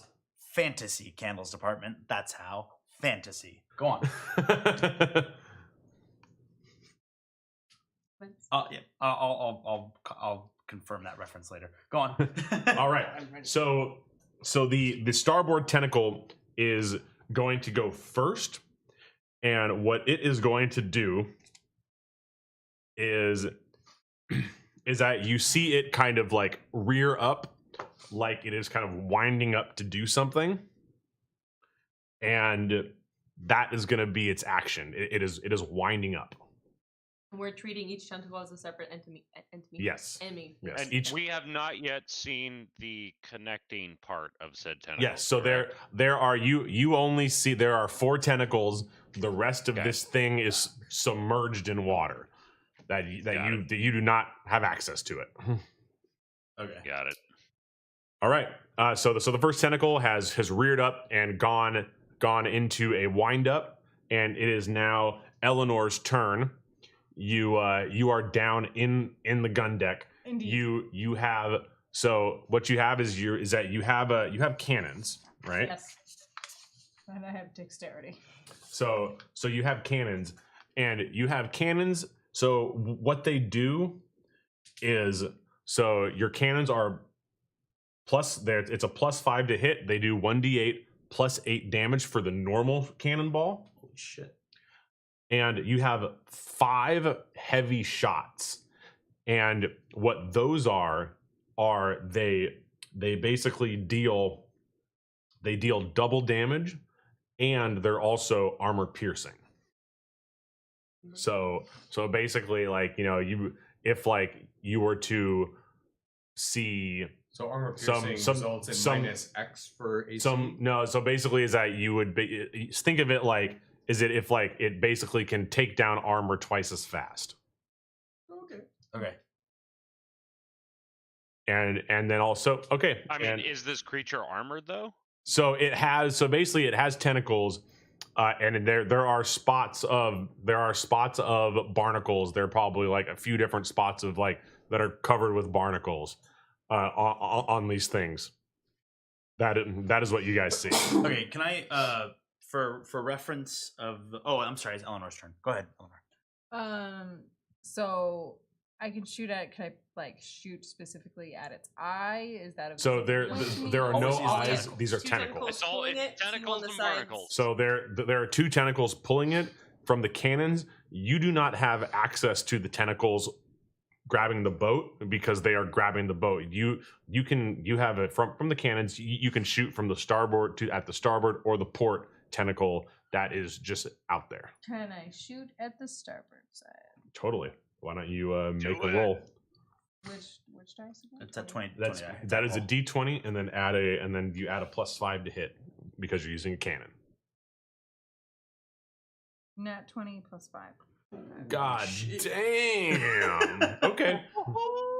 And I take it that you did not use a heavy shot. You just used a normal shot. Okay. That's whew. Okay. Roll your 1d8. 3. And so plus 8, that's 13. Roll it. 11. That's 11. It's 11. Look, look. He's on our side. We had a sub.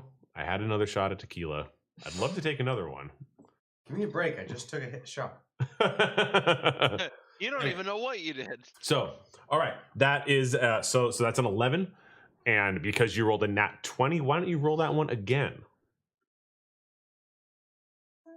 7, so that's 14. 15. I want to roll.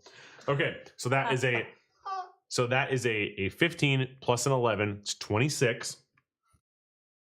It's 26. Thanks.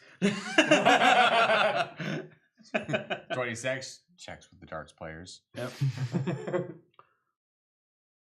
Wait, you play darts. And so that's why it's funny. So that actually only so you all five of these cannons take a shot at this tentacle and it hits it real hard. You like that training fucking paid off.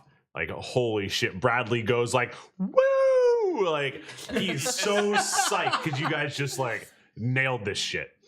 And so what happens is it actually only does 13 damage instead of 26.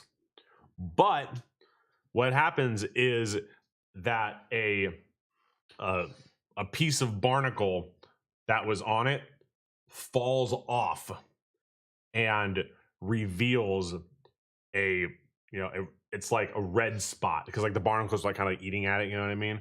So it like reveals some like raw flesh area on this starboard tentacle. And so you have done 36 damage. This so keep firing at the now. so exposed, and this barnacle thing has come off and this tentacle kind of rears back in pain because it's like the barnacles like they're attached, they just got ripped off. It's very painful. Sorry, I just want to verify. She did 26 damage cut in half. Yes. That 13 was damage. That's 13 damage. That's 13 the only attack damage. that's happened. Yes. She did 13 damage instead of 26. I understand. But you said 36 a second ago. That's why I was like 13. 13. Okay, 13. 10-4. Drunk DMing. Carry the 2, like the math meme, like Like, he's like looking at like 13 damage has been done. That is how much I marked down. Okay, cool. and this thing has reared back in pain. Starboard.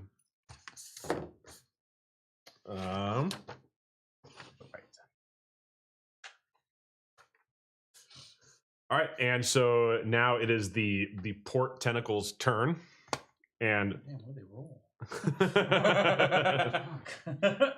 tentacle. you guys rolled shit. I rolled a 9. You guys 16. Lucky rolled a 5. I rolled a 9. They didn't. need 16 much. is not that good. No, I know. That's just for initiative. It's fine.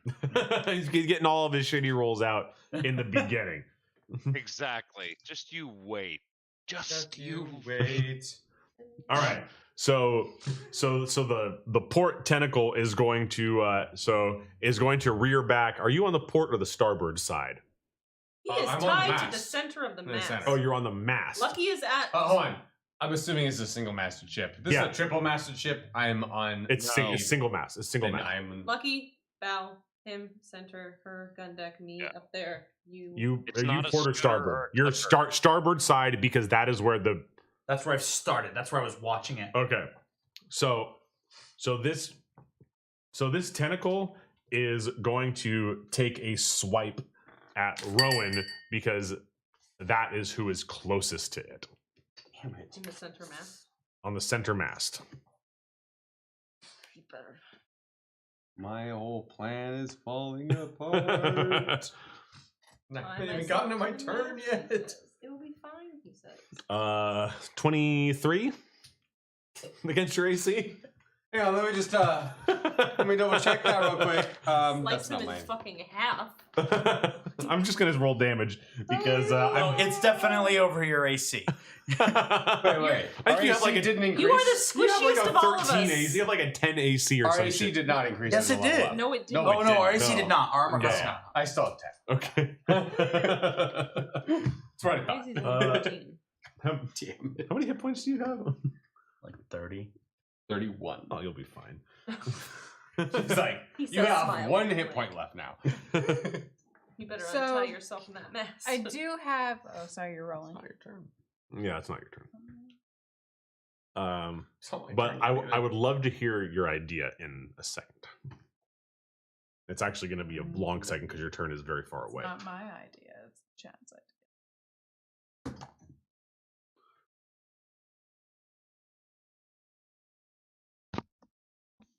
Okay, Hmm. so you take 6 damage from this thing, and also roll a strength saving throw for me, please. Okay. 15 plus. Sorry, didn't have it open. No, what camera? Ah! Strength is Saving so- throw. Yeah, yeah. saving throw. Yeah. 16. +1 strength saving throw. No, just 16 total. Okay. Okay, so this thing so this thing hits you.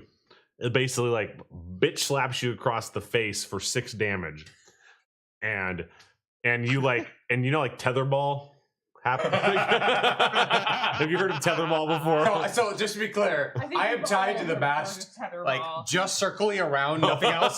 So I just go. Yeah. So it hits you, and you like do a 180, and now you're facing the other way. But that's all that you don't take any extra damage or anything. You just take that 6. You're now facing the other way, and we are gonna move down into the stern tentacle that has grabbed the ship.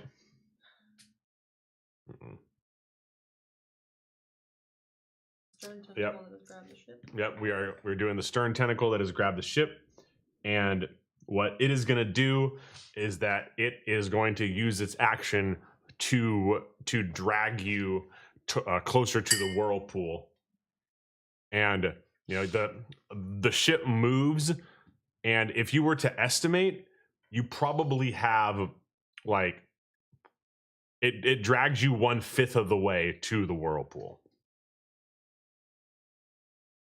And now we're over to Ormore. Okay, so I am still on the starboard side of the ship, correct? Correct. How far is it from me to the stern of the ship? Or no, the bow of the ship, because Lucky's on the stern. We'll say 20 yards. No, Lucky's on the bow. Okay, then I'm at the So bow. so 20 so the ship is 20 yards long. yeah. 20 yards long total. Yeah, so it's like that's Picture. it's like 60 feet. Yeah. 60 Yeah. feet. So it's 30 feet if you're in the center. It's 30 feet to the Stern. To the bow, I understand. Stern. also the stern. Both. Okay. If you're in the middle. This is not going at stern. Oh, I okay. understand. Okay.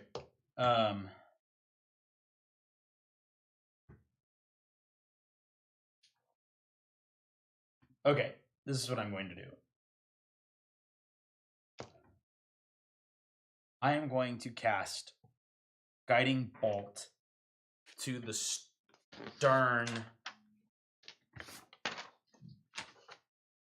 tentacle. Okay. Why don't you so does that have to do you roll attack for that? Yeah, sorry. Guiding Bolt, make a ranged spell attack against the target on a hit. The target takes 46 radiant damage, and the next attack roll against this target before the end of your next turn has disadvantage, I should say. Okay. Um, And that's for the stern one? oh, I'm sorry. The next roll made against this target before the end of your next attack has advantage. Yeah, Okay. that's for the stern one. Roll it. Roll them up. I rolled. Don't forget to include your +1 from your weapon. No, I know. I know. I've rolled 24. You rolled a nat 20 or no? No, 17 plus 7. Plus 6 spell attack bonus, plus 1 my weapon. Motherfuck. Okay. You have a 6 spell attack bonus? Yeah, Fuck. Okay. from when we leveled up. What's up? Fuck you, From when we tentacle. leveled up, Oh. my two pluses added to my spell attack bonus. Oh, okay. Yeah. All right. That's a really good spell attack bonus. Yeah, you hit this thing. Okay, cool. So let me verify that my thing is, what is it? It's 4d6 radiant damage.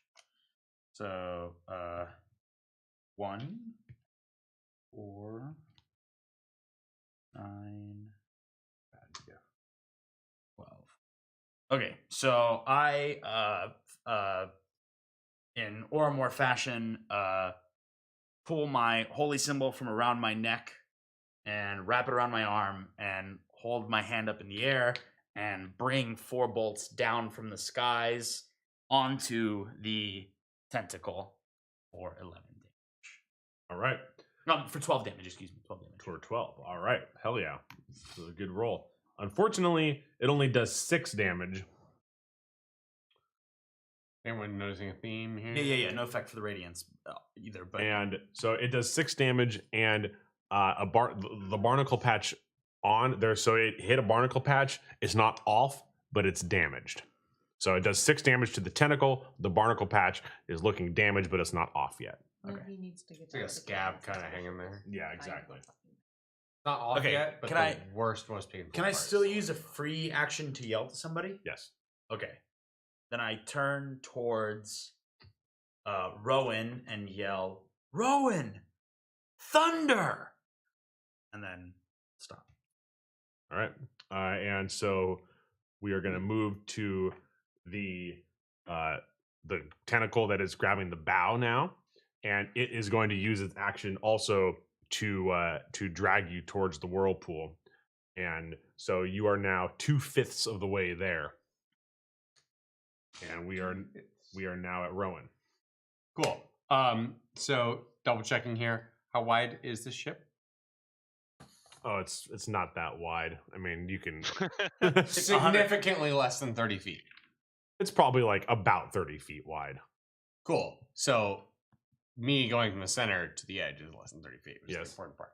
Cool. So considering I tied myself up and I like am just fucking awful at knots, I just kind of Idiot. flexed out of the knots, bolt to the starboard side, jump into the water, swim down straight down towards the center, and cast lightning bolt straight at the mast that has all these tentacles attached to it.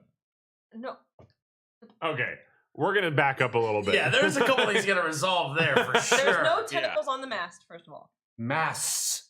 I heard mast. And I was like, there's not. Okay, I'm up there. so- Whatever Mast. has tentacles attached to it.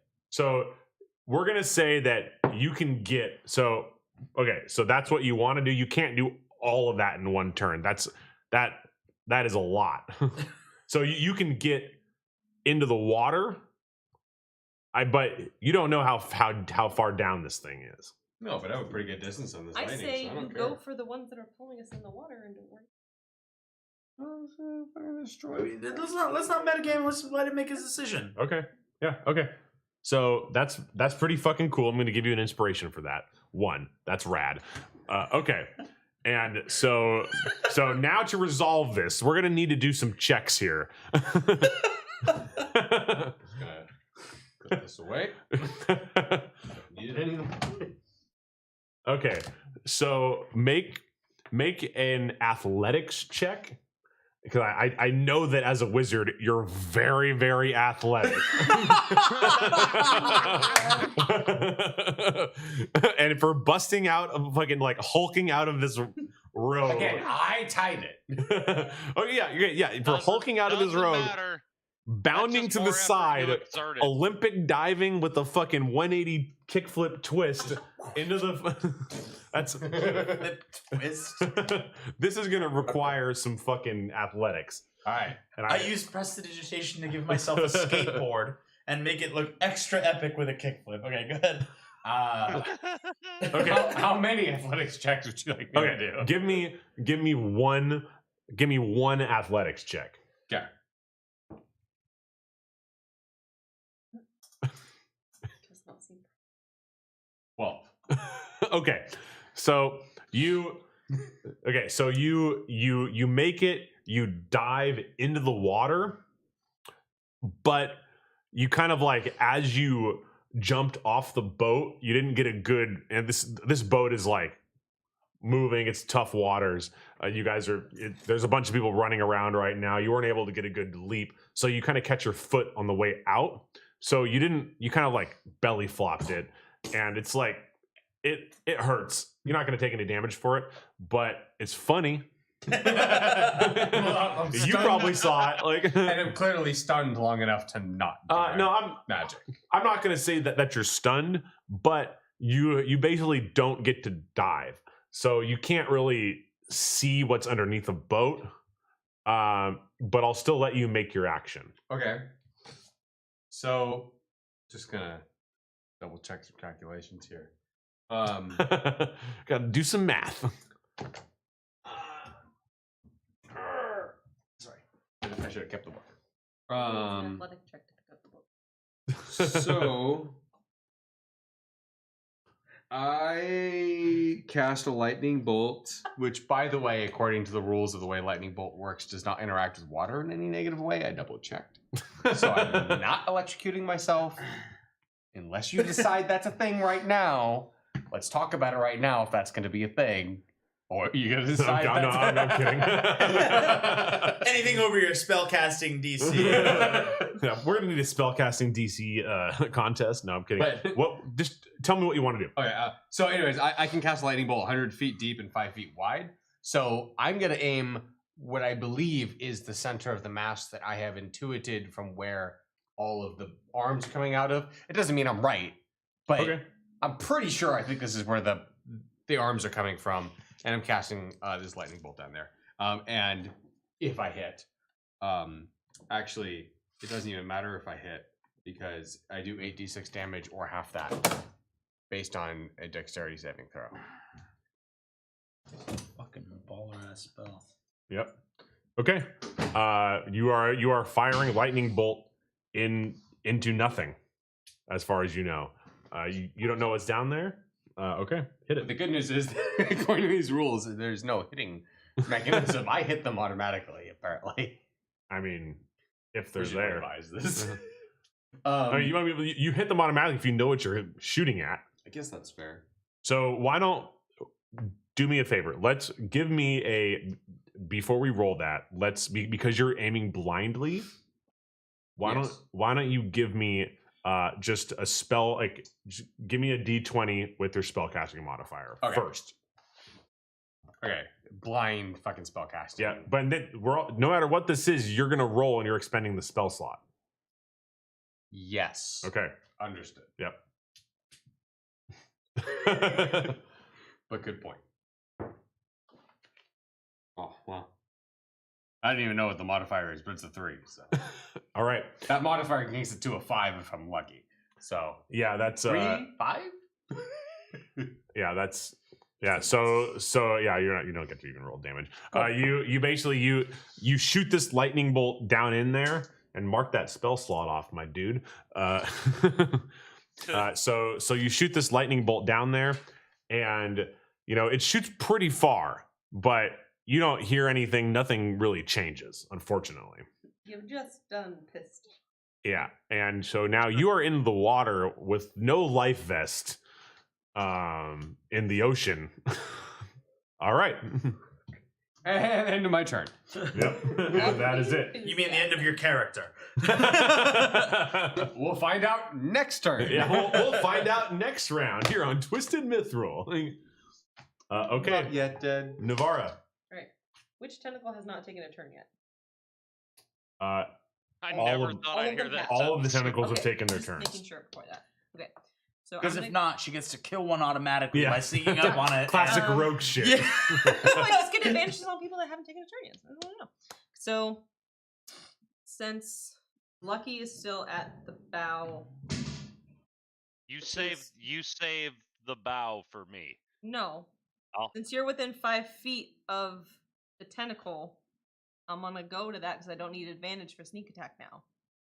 So, I'm gonna go try to shoot the tentacle at the bow with my short bow. Aren't you in the? Steal my I am thunder. up in the thing. And that's the only thing I can do Okay. right now. So I'm gonna attempt to shoot the tentacle at the bow with the short bow. All right. Was that the one that was the one that has not been attacked yet? Yes. Okay. And it's a Actually, I missed it. 15. My lighting was out of high. That's 15 total. Yes. I heard that. All right. Roll damage. Okay, so I get, since it's within 5 feet, I get 3d6 for sneak attack. Because. And then I get another It's 1d6. not what- Yes. So sneak attack, I can use it once per turn. I only need And advantage on the Lucky's not within 5 feet I of thought this he thing. was. He hasn't It's gone pull- yet. It's no, he is at Yeah, the but bow. I am literally standing at the bow, and if this thing has grabbed onto the If he ship is at pulling the the bow, then then yeah, he's right there. I'm within. I'm right. I'm ducked under it, man. I'm in it. I'm All right, he's in tentacled it. up. Okay. He's in it. So total, I get 4d6 plus 4. Okay. Roll it up 4d6 plus 4. because she gets I get 3d6 for sneak plus attack. plus the God short damn. bow. 5.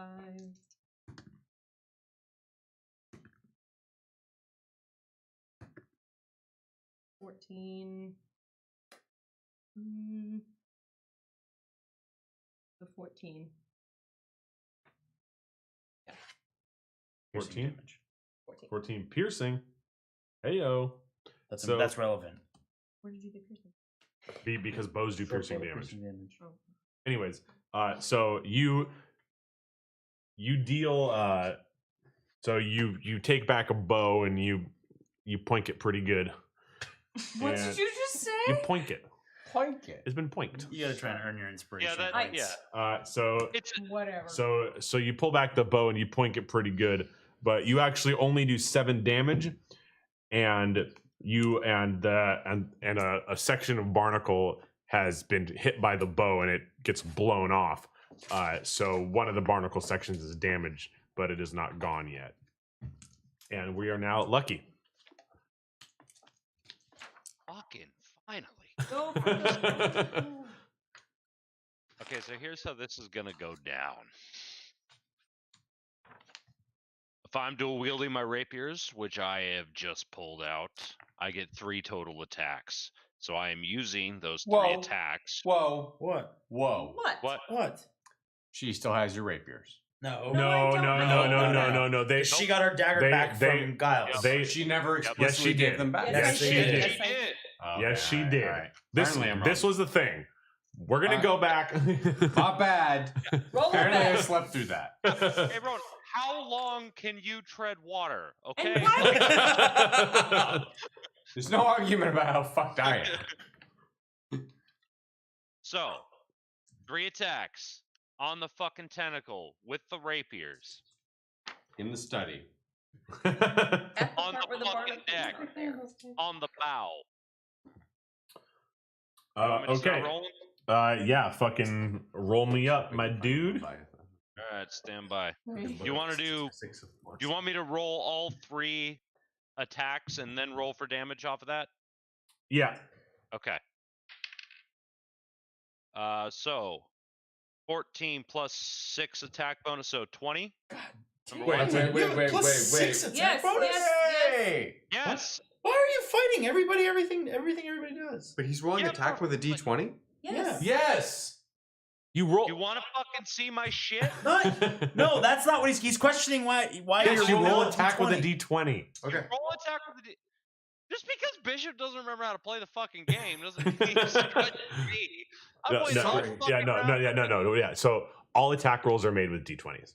My bad. Not No- damage. no worries. Not damage. Attack. Yeah. So basically, is that you roll 1 to see if you hit, then you roll your Oh, damage. sorry. I thought he was rolling. Yeah. damage. No. My Sorry. bad. Yeah. My No bad. worries. No, it's not for Okay. damage. Yep. Okay. 20. Now I'm going to make my reaction. Okay. You get a plus 6. So he just got. she gets a plus so 7. he just got. You get a 6. plus 7 Did you get a to your nat 20 or not nat spellcasting 20? modifier. And a plus 7 to my Mountain Forge. So fuck off. Okay. Anyways. Can I fucking roll my second attack? Yes, bro. Roll. Okay. So okay. 1 hit. Roll your second attack. Okay. Second attack. 10 plus 6, 16. That's a hit. Roll your third attack. 19 plus 6, 25. That's a miss. No, I'm kidding. That's a hit. Okay, so roll your DMG. Stand by. This one I need the app for. 6. All right. Roll 1 is a 5 plus 3, so 8. Okay. Roll 2, another 5 plus 3, so another 8. Okay. Roll 3 is a 2 plus 3, so 5. 21. Okay. So we can't all lump it together because we gotta resolve this crazy a little bit differently. Okay. So you pull back and you basically hack at the barnacle section that Navarra has just shot at. No, wait. Yes. Right? So that Navarra just shot at. You hack it clean off, and there is this like nice, gooey, fleshy part of the tentacle that is just inviting violence. And so your first hit, so you dealt 8 damage. Your first hit as you hack the barnacle off does 4 damage. Okay. And you make 2 other mighty stabs, and I assume that you're stabbing straight into this weakened area. And so each of your subsequent attacks does full damage. So your next 2 attacks do 13 damage combined. Cool. Now, I am going to use Action Surge to use a bonus action. Yep. My bonus action is going to be utilizing the Ring of the Ram. Okay. I'm going to use How many charges are you? 2? 2 charges Okay. from the Ring of the Ram. Okay. Don't miss. So I roll a... Oh, no, I still have... Do I have to roll to hit? Or... Oh, yeah. So basically what it is this is an attack roll, and it has a +7 to hit. Yeah, +7. Okay, Yeah. Cool. All right. And so I roll twice, right? 1 for each charge? No. So it's just so basically each charge adds... It's just about damage modifier. Yes, correct. Okay. All right. So, fuck. All right. Fucking hell. Fuck. 14. Total? That's a hit. Woo! Yes! Badass, dude! Oh, yeah! All right, why don't you roll 4d10? You better roll all 10s, bro. Same time. All right. Hang on a second. I gotta find the D10 preset here. He's like, I rolled 40 plus 40 damage. All right. Roll 1. 9. Okay. Roll 2. Oh, you fucking kidding me? 9. Okay. I'm not making this shit I up. believe you. It's fine. Roll 3. 6. All right. And roll 4. 9. Oh my god, 33. Why don't you walk us through how this fucking Nice. ram's head 18 attack plus 6 transpires? plus This is a Plus 9 big is one. 33. All right. So I can feel the ring starting to glow hot in my hand as I focus my energy on it. And I look, and the red gem is starting to get brighter and brighter and brighter, right? And so I see that the tentacle that I've already hit has this exposed, like, fleshy area, right? So I take a step back, and I just fucking launch into this absolutely just full out, like, cold clock sucker punch right into the middle of this thing. And right when I contact, all the fucking energy from the ring just blows out of the gem, like straight down into the tentacle, like right down into the core. Oh, dude, you fucking gave that thing such a amazing fucking uppercut. That was awesome. Inspiration for you. And you also fucking punch this motherfucker straight off of the ship. And you deal a whopping 33 damage. Well, that's all, folks. Good night. And that that's the end of our episode. And so you punch this thing off of the ship. So the bow tentacle is no longer holding the ship. It is not dead. It's looking pretty bad. There is a lot of oozing happening out of that weakened area, and it is off the ship. So it is no longer. It is that one is no longer pulling you guys towards the whirlpool. And with that, we're gonna go up to the offensive tentacle that is on the. Oh, actually, we're not. So the offensive tentacle on the starboard side, it was hit with the cannon that was hit with a critical hit, and the barnacles were busted off of it. It is actually still in pain, and it is not going to make a move. But it is going to. The barnacles are going to. Sorry, they're not going to come back, but it is going to come back and be ready to attack. But it is not going to make a move this turn. And Eleanor, you're up. Okay. What's the most exposed area at this point again? The other barnacle scab on the other. So Barnacle scab on the basically side, first one that she shot. That's exposed, right? So you shot the starboard side, Yes. and it is still in pain. So it is off. So the barnacles are off of it. You can take another shot at it. Remember that you still have that heavy shot. You have 5 of them. Where's its mouth? So We know. you you do not know where the mouth is. I guess I'll go after the starboard side again. Okay. The one that's exposed. Use a heavy shot. All right. You're going to use a heavy shot. Yes. And so why don't you roll damage? It's got a +5 to hit. So Or 20 roll attack. It's got a +5 with the 20. with the 20. Hold on. +5, 9. God damn it. What did you get? 4.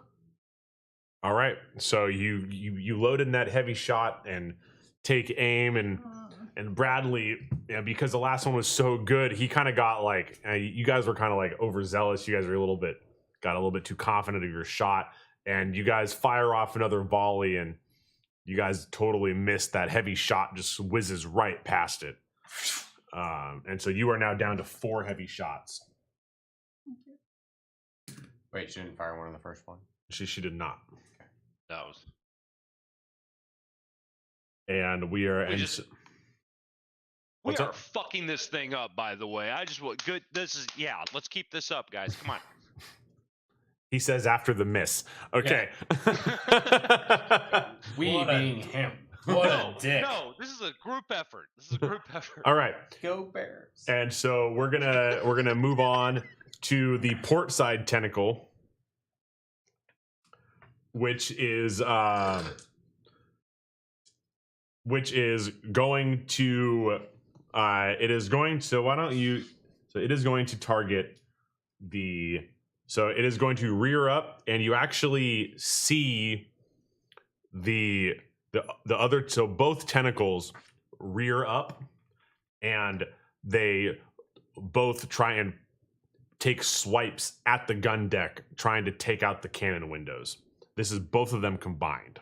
Both the port and starboard Yes, side? the both port and starboard one, because the starboard one came back. It's ready. It's not in pain anymore. It doesn't have the barnacles on it, but it was no longer. I'm in just pain. saying it's making a move Yes, on the port move's they are turn. both making the move on the port one's turn. Okay. And Eleanor, that is a 14 against your AC. I just happen to have 14. Your move, DM.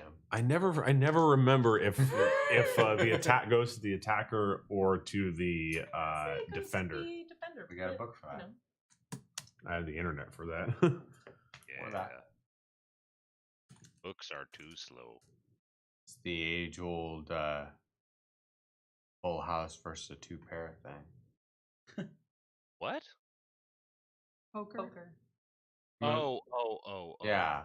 We're always like debating about like which one wins, a full house or two pair. But like, Navarro. there's House. I've been like, thinking there's about a right hosting a answer. Poker night. Would you just we keep All fighting right, about what the answer So is. it's it's attackers win, unfortunately, in the world of Dungeons and Dragons. So you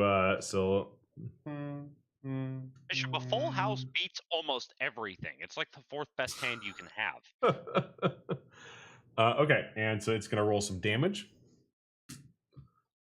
Gotta get the big dice for this one. Does it beat a two pair though? What's up? Oh, Yeah, Yes, mostly it beats off a track. flush. everything beats a two pair. A What two am I pair is the thinking of? worst. Yeah. What am I thinking? Like the You're only suck- thing that doesn't beat a two pair is wait. one pair. Did we have this argument in like 2007? Because like, like I Okay, don't so think- Let it go. it is basically going to, both of the tentacles are going to take swipes at the cannons, and they are going to basically take out 4 of your 10 cannons, and they're going to deal you 12 damage. That's So- 2 on each side. Yes, that's 2 on each side, and there are some holes in your ship now. So mark that damage. All the single cannons. All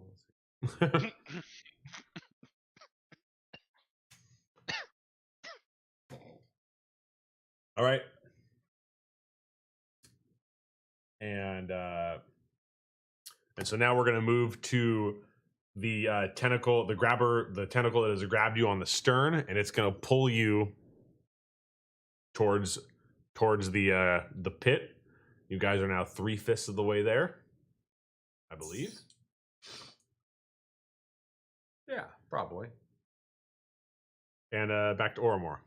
Okay. So I did not successfully knock off a barnacle, right? Correct. It is. So you have not knocked off a barnacle. You have damaged a barnacle. Okay. So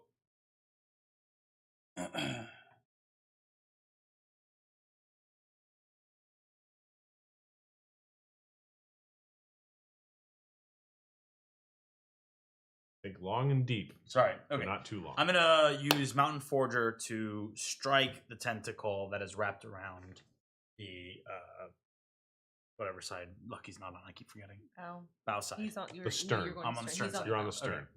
So I'm using Mountain Forger to make that attack. Hit it.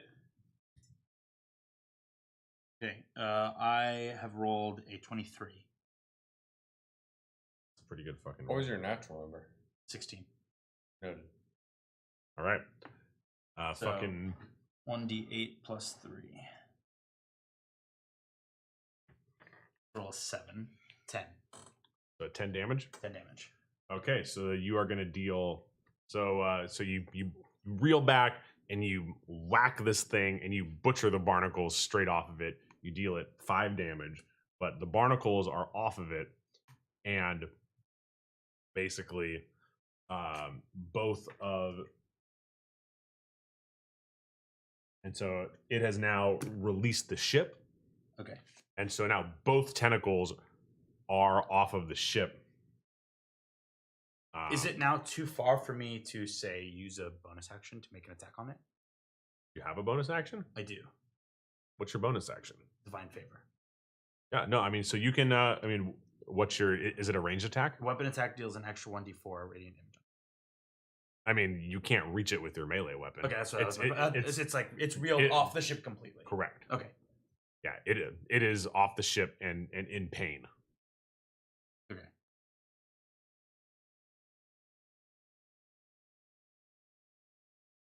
All right. That That's the end of my turn. okay. And so basically the first grabber tentacle is it basically it comes back from being in pain, and it doesn't go back on the ship, but it seems that it is ready to reattach itself. The bow one. Yes, the one in the bow, the one that was the one that is very, very hurt. Okay. So it's probably like 10 feet away from the bow or so, ready to latch back on. and you hear Captain Dravish yell, "We got to get out of here! We got to try and move!" And you see him like spin the wheel and try and orient the ship so that it can start moving away from the whirlpool. And you guys actually get one fifth back. So you guys are now at two fifths. Or Yep. 2/5.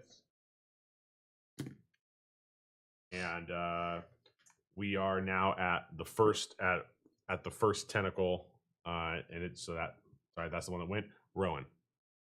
Okay. I'm in the water. Get back on. Yes, you have been treading water. The ship is now driving away from you.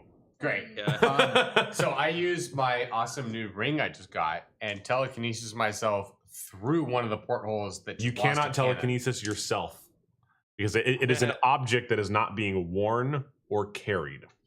I'm not Nope. being worn or carried. Bro, you are a creature.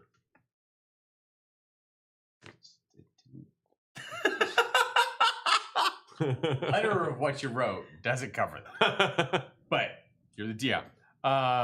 Fuck. There goes all of my fucking plans. And I do. All right, you know what? Dude, don't have rope because I left it with a fucking mess. Mage hand pull yourself up. I can't mage hand myself either. I have way too much to use mage hand. What? No. I didn't hear what he said. That's good. You should just start swimming.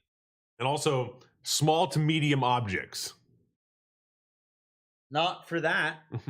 You're not that small. I just Anyways, said telekinesis. That's the only one. don't where worry. small Don't, to no, medium not objects free. applies. continue.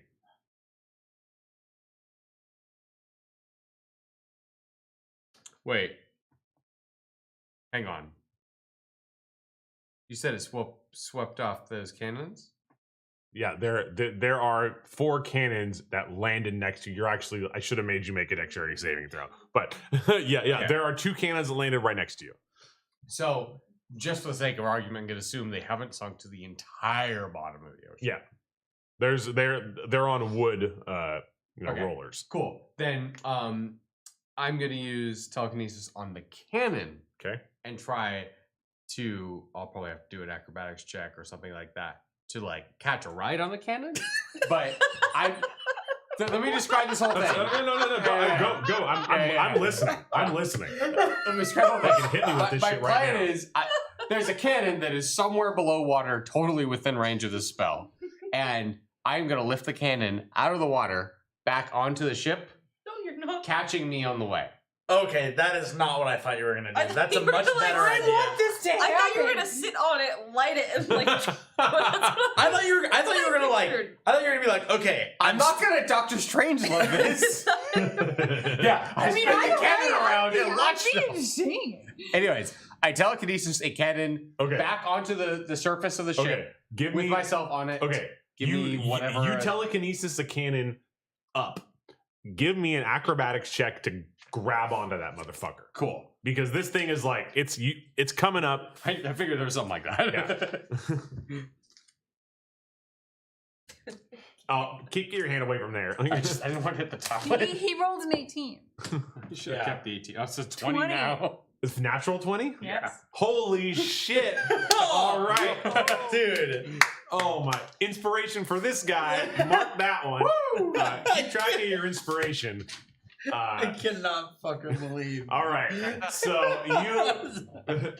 So this cannon comes up out of the water and you ride and you fucking hop Just for on the this- record, like the second I am like straddling it, I'm like, Dude, you ride this thing like a mechanical bull on level 20. You're like the guy, like the YouTube guy who's like standing and dancing on the bull. Like we've all seen that meme. Yeah. We've all seen that video. Yeah, you're like that guy as this thing fucking rides you back up and deposits you gently onto the fucking deck. Oh man, I really wanted him to deposit it into the fucking cannon deck. Oh, is that where you want to go? You know, there's a giant hole. Where do you want one to of go, dude? You roll the 20. You tell me where you're going. There's a giant hole where one of the cannons got ripped out. So I fit through that. I fit through that. Yeah. So you can go to the I gun deck. delivered into the cannon deck, and I'm just like, sup. Like I just land gently, and I'm like, sup, like nothing happened. All right, you now have Dripping wet, covered in seaweed. Soaking. on the starboard Can I side. just give an Owen Wilson like? I have like a wig of seaweed. Yeah. Eleanor just goes, wow.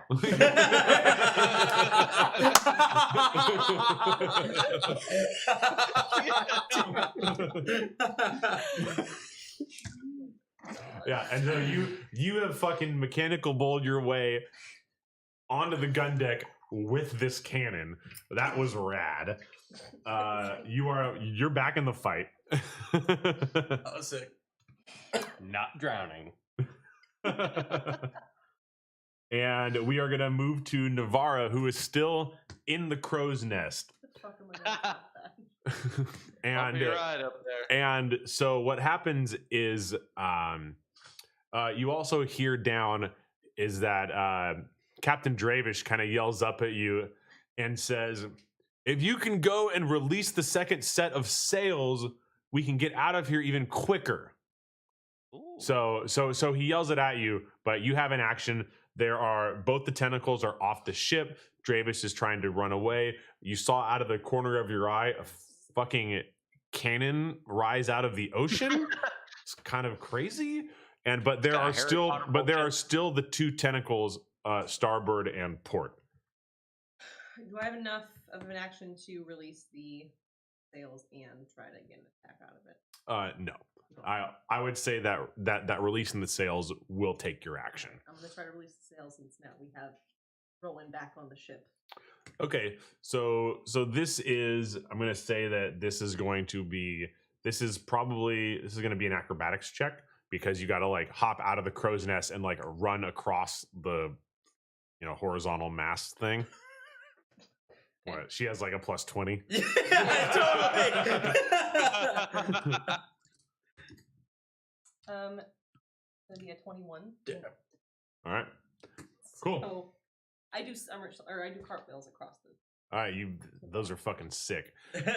So you do cartwheels across, and you basically, as you're cartwheeling, you have your dagger, and like each cartwheel, you're like cutting the rope for each one, right? Like so, like as you're done, you do like a perfect 10, and the fucking second set of sails just like billows out, and you hear like a big like woo from like down by the wheel. And fucking Dravish is fucking loving it. All right, Lucky. So the tentacle has recoiled itself about 5 feet from the ship. You're still pretty close. What do you do?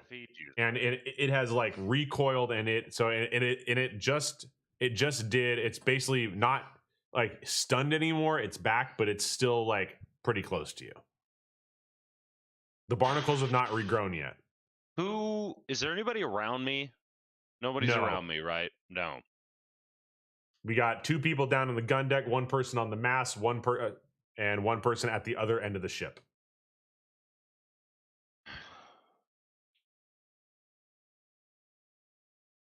Okay.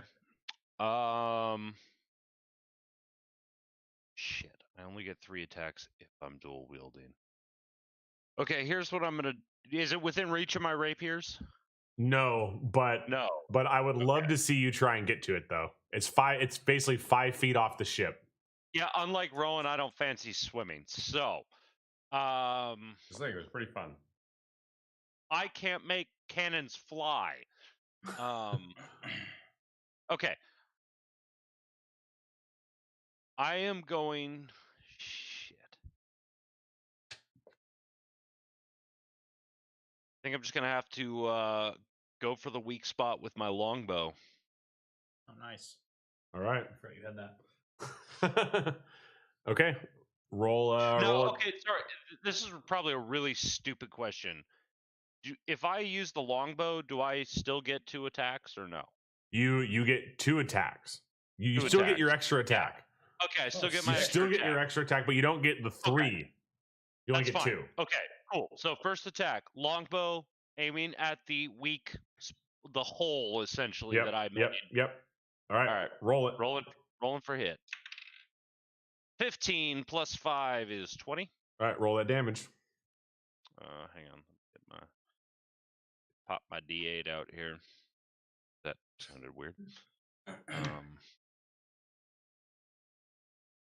And I have rolled a 4 Plus. plus 2, so 6. Okay. Did you want to use your second action in quick succession? Like, what's up? I do. I'm going to use my second action in quick succession. I'm going to roll a superiority dice to use Commander's Strike. Okay. What? That's one of his battle master abilities. It's one of his maneuvers. Yeah, but it gives him the ability to give up a turn. No, and give it so somebody else. he basically uses his action to command somebody else to attack. Is that Yeah. correct? You got it correct. Yep. In this case, I shout to Oromor at the other end of the bow, hit them at the same time, and tell him to attack his tentacle. Okay, and it is off.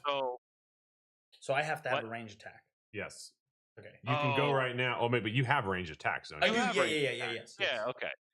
So Do I automatically win the attack roll, or do I have to? No, you have to make an attack roll. Okay. Okay. does he? Because I thought, don't I have to roll a D8 though, or no? So what is it? So what does it say for your commanding It's- order? It says, hang on. Yeah, because the D8 goes in there somewhere. Okay. Take the attack action of your turn, forego my attacks, and use the bonus action directly when it contains a strike. I did that. When I do so, choose a friendly creature consider you and expand 1 superiority die.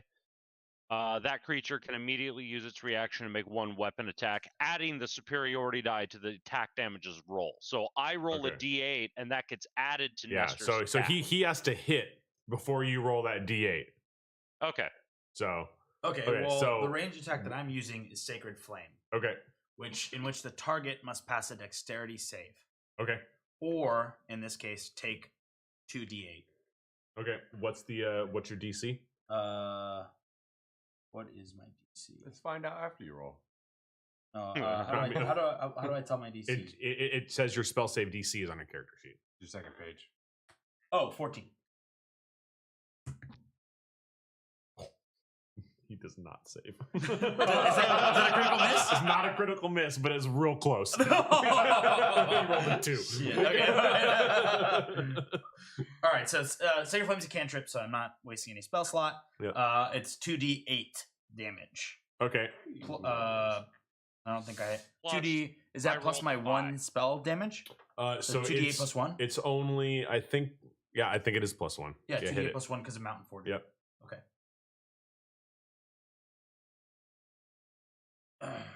Okay. 2d8. Here we go. 8. Okay. Oh, shit. 2 plus 1. 11. 11 Plus, damage on the soft I spot. Yeah, plus, and Yeah, then plus- roll your D8 now. I did. I rolled a 5. So that's 16. Okay. Okay. Is that 60 damage on my thing? Yes. Can I call it out? Yeah. Yeah, call it out. Okay, so my holy symbol's already wrapped around my arm for You my need guiding bolt. you need to call in your how he communicates you to do this too. Oh, as well? Yep. Okay. We just said that. I thought he did that. Okay. He did Excuse me, I already. need to sneeze. So Lucky yells to me, and in his low, grumbly, yelling voice yells, "Attack at the same time!" I turn, kind of give him like a thumb, not thumbs up, like a fist pump, and at the same time that I fist pump, the hand lights on fire. Oh yeah. And I turn, and as I turn, I kind of like hold both my hands up. Now both of them are on fire, and I just go and the fucking sacred flame launches straight at the tentacle. And it cripples. I don't know what it does. I don't know how much damage Boom! it is. Yeah. Boom! Click, Boom. click, boom! All right. Just remember, wait, because I also have my attack with the so longbow. Lucky. Okay, cool. So okay. basically, at the same time, Lucky rears back a fucking longbow shot, and Oromor busts a sacred flame straight at both tentacles that are not on the boat right now. And Lucky hits it for a mighty 6 damage. And that tentacle is looking like it's about to fall over. It's pretty weak. It's still there. And the other tentacle has been hit for 16 damage. And it's looking like, it's damaged, but it's still around. So let's fucking, so that's awesome. Now we're gonna go into the so we're gonna go to the starboard tentacle, and it is back. Daddy's back. The barnacles have fucking recovered its weak spot. They have grown back, and it is going to wind up, and that is going to be its action. Eleanor. Yes.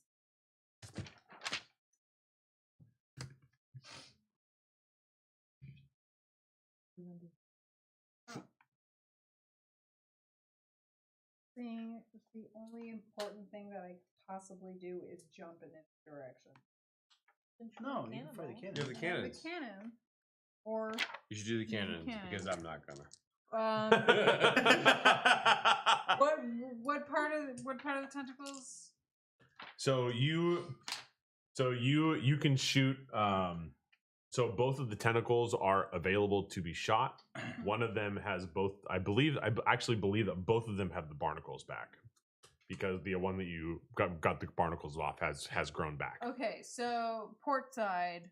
I want to shoot the port side Okay. with the Heavy shot or regular shot? heavy shot. Heavy shot. All right. Roll that attack. D20 19. plus What is that? plus 5. It's plus 5, so that's 24. 24. That's a hit. Roll 2d8. 8. 1. And then we're gonna add plus 8 to that, to both of those, to 8. 17. So 7. So it's To both Oh, of to them? both no, individually? to 1. Sorry. So So 17. So you're gonna make a mighty fucking. You're gonna take this heavy shot, and both you and Bradley have to like load it into the cannon. This shit's real heavy. It's a heavy shot, and you hit this thing, and it basically like wraps around the barnacle, and both of the two things come in and like just slash the fucking barnacles off of this tentacle. And you actually deal, because it's heavy shot, you're gonna deal the full 17 damage to this thing. Ooh. Sick. Fucking up Right. some pinnacle. Okay. Cool. I did it. All right. And what you are going to see now is actually it's so it's the tentacle is going to be one of the grabber tentacles is next, and it is going to be the stern one, and it is going to, because it just got blown up, it's going to come back, and the barnacles aren't going to regrow, but it looks like it's going to come and grab the ship probably pretty soon. And it is now back to Oromor. Okay. So now Wait. Yes. Yes. Because he was a part of Zach's action. Wasn't his action. it wasn't my action. Oh, okay. Yeah. Yeah. Okay, so good, my guy is now exposed and hurt. You mean your tentacle? My tentacle, yeah. My guy, like I said, I just wanted to say but your not tentacle. still not within contact, right? Repeat that. Still not what? Repeat that. So he's hurt and exposed. He's still 5 feet away from. He's not. He's Still- 5 feet away from the ship. He's not on the ship. Okay. I am going to.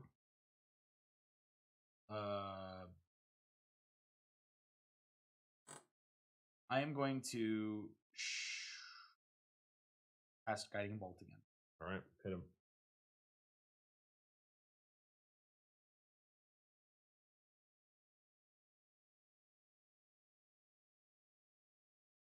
Uh, 12 plus 6 plus 1, so 19.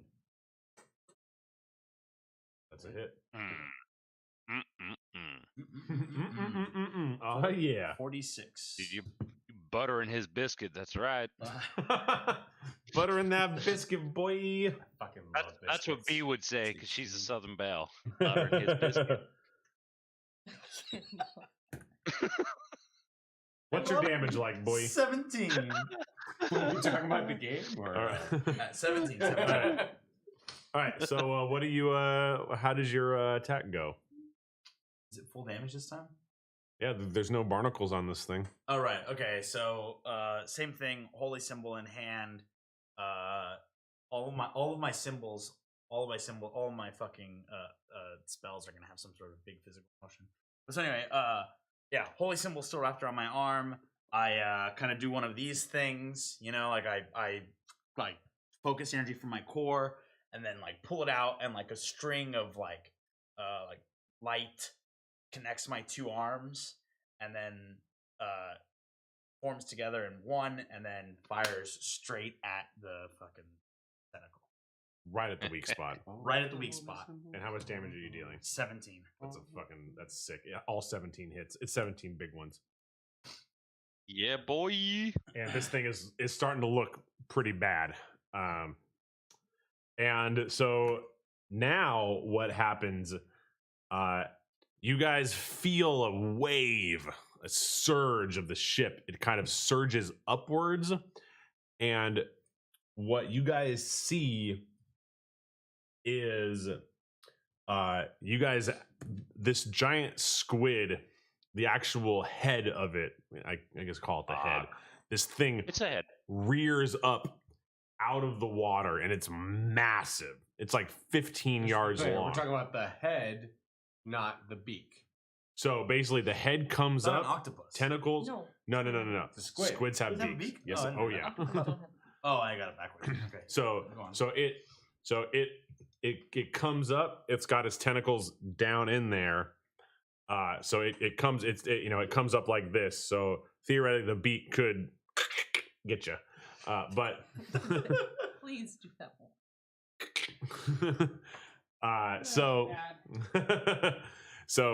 So it comes up, and there is a bright red light that is inside of the center of its head, like inside the center of it, kind of where you think the brain would be. It's this glowing red light, and it kind of like rears its head, and it kind of goes. What was that again? Can you? But just we'll Oh, fix you've it. been on key. You were on key. Someone clipped that to verify that they were actually on key. We'll fix it in post. It's gonna be when like the world hears it, it's gonna be something Auto-tune crazy. inbound, Yeah, it's but, gonna yeah. be auto tune. There's going to be a remix. Yep. There's gonna be Auto tune there. So there is this giant. sample in the next mumble Yep. rap song. Yeah. There's this giant squid head that comes out. It's got a giant fucking red light, and what it does is it is actually going to, and you guys see it kind of like magical energy is kind of appearing from its head. It's like kind of sucks, the red light gets brighter and brighter and brighter and brighter, and what it does is it fires a massive destructive red beam right from its head into the mast of your ship. And God damn it, who's Michael, up there? I'm You're not Navara. Why don't you give me a dexterity saving throw? This is the definition of a saving throw. Also, I would like to point out that I have advantage on saving throws. You have advantage on saving throws. We'll see how much good that does you. Yeah. Well, can we point out there are no twigs in the crow's nest? So I think this That could be though. It is a nest. Anywho, Navara saving throw. 16 with advantage. You're gonna need to roll that again.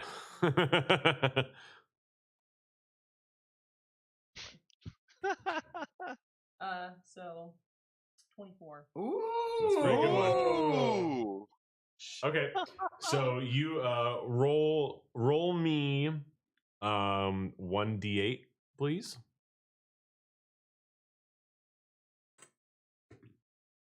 Four. Okay, so this thing just hits the bottom of the mast, and it's a massive cone of energy. It's 90 feet wide. This thing is like huge, and it just severs the mast, and the mast starts to fall down. And as you fall down into it, you kind of like lick the edge of the cone, and you take 8 damage as you fall pounding straight into the deck. And that is a bummer for you, and I'm sorry. But not Could have really. been a lot worse. Yeah, it could have been a lot worse. 7 now. Yep. Oh no. All right. So now there is this giant squid head with this thing, that beam that hurts. And let's go to we're gonna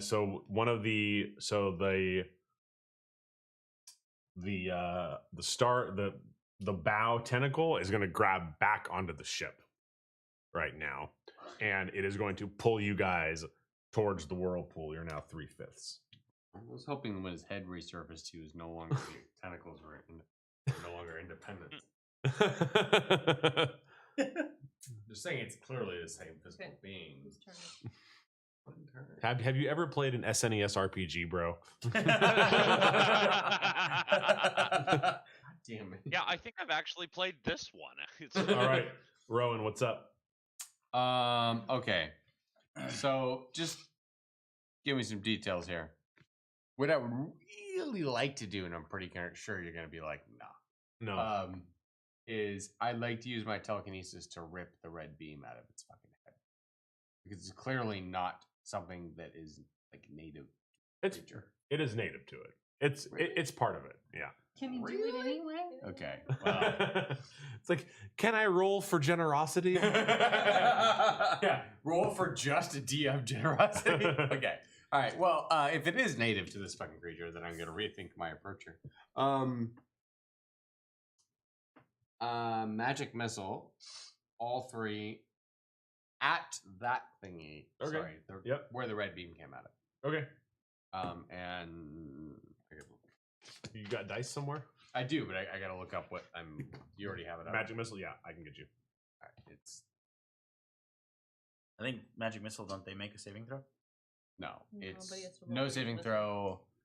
You have to roll for each I one. roll 3 times, but I can't remember if it's 3d6 or 3d4. Okay, magic missile. You create 3 glowing darts, magical force. Each dart hits a creature of your choice that you can see within range. Your dart deals 1d4 plus 1 force damage to its target, and all darts strike simultaneously.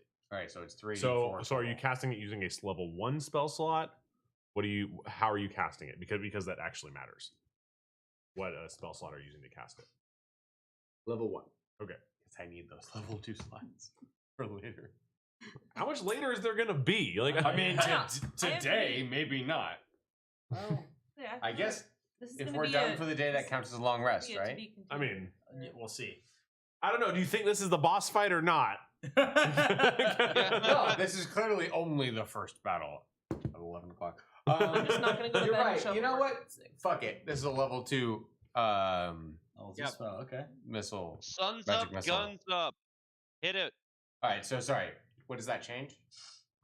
So at higher levels, you cast a spell, you get a slot of second level or higher. The spell creates 1 more dart for each slot above first. Oh, so it's 4Ds. 44. 4. Yep. So basically, roll.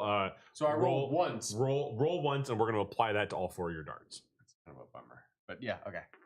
Oh, 4 of them. Yeah. I blacked out. 4. 2. Okay, so it's 1d4 plus 1 for each. So it's 8. So it's 4. It's 8 plus 4 is 12. Just to be clear, my +1 to all skills doesn't account to attacks, right? Or it says abilities. +1 to all abilities. From what? I don't remember what that's from. It's one of his. It was from my level 2 or 3 leveling. Yeah, it was one of his like. No. Yeah, It says abilities. It doesn't. that's yeah. So your abilities are your like perception. That's right. Yeah. Yeah. So that's 8 plus 4. That's 12. Rad. You deal 12 damage to this thing, and it basically like blinks, and It it's just kind of goes. Yeah. All right. Well, that was fun. Okay. Next song. And so while you are doing that, you like cast it, and you guys are kind of distracted by above you about I'll say like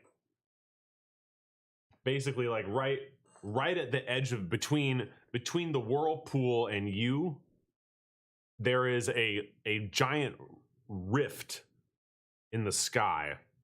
And why don't you guys all roll a perception check for me? God damn, that's fucking sky rifts. D20. Yep. Playing Unreal or not? Yep. It's a percept. So you D20 add your perception. 15. 22. Where is my perception? On your skills. Between 5. performance and what? Oh. Alphabet. 9. 9. Okay. 22. 22. That's a good one. Okay.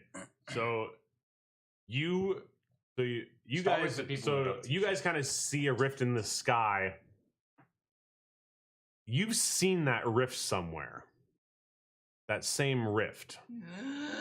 And From the pain and and coughing. basically, and what happens is that this rift opens up, and what happens is a enormous Spanish galleon that is painted all black with 4 gun decks drops bow first out of this rift, splashes into the ocean right next to the whirlpool in like a Olympic dive. It like does a flip while it comes down. This shit is sick. It doesn't work. Russia still only gives it a 4. And it turns, it dives, submerges into the water and comes up, and it turns basically broadside to Artingi, the monster, and you guys that are entangled with it. And you guys, what? Oh, Not ding. intentional. And you guys see basically it's all 4 of its cannon decks just open up in unison. And I want everybody to hit me with a dexterity saving throw. Fuck yeah.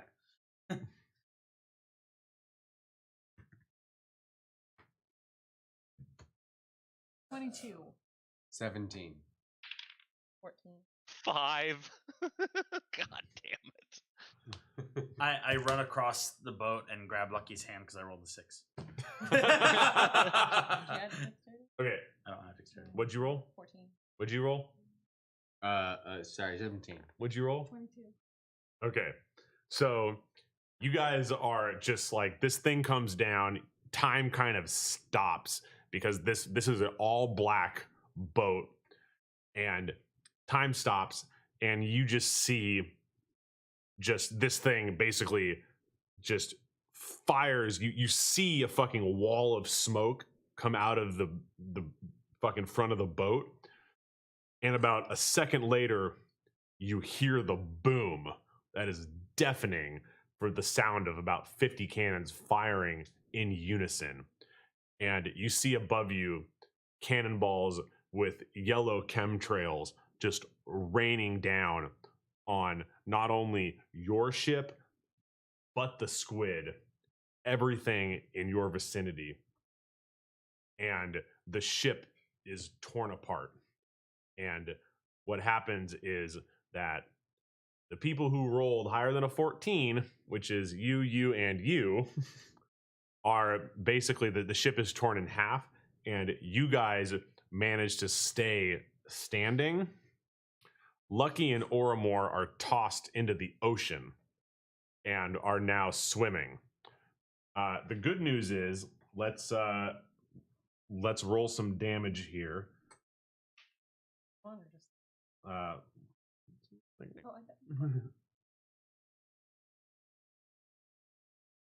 Let's roll some damage. This is going to be just for the squid. You guys are small enough to have not gotten hit, but the squid has gotten hit for sure. And so that is a natural 20. Nice. Shit. Holy fuck, these guys are good. Let's gonna roll some damage. Okay. Which one's a D10? Okay.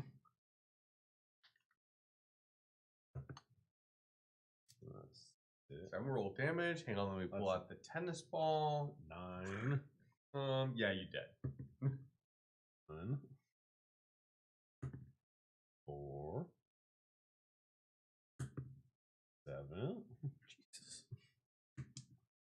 9.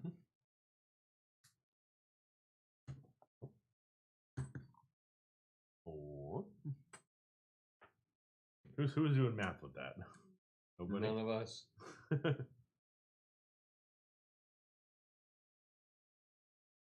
Boom! Headshot. Nice one, fig trees. Nice one.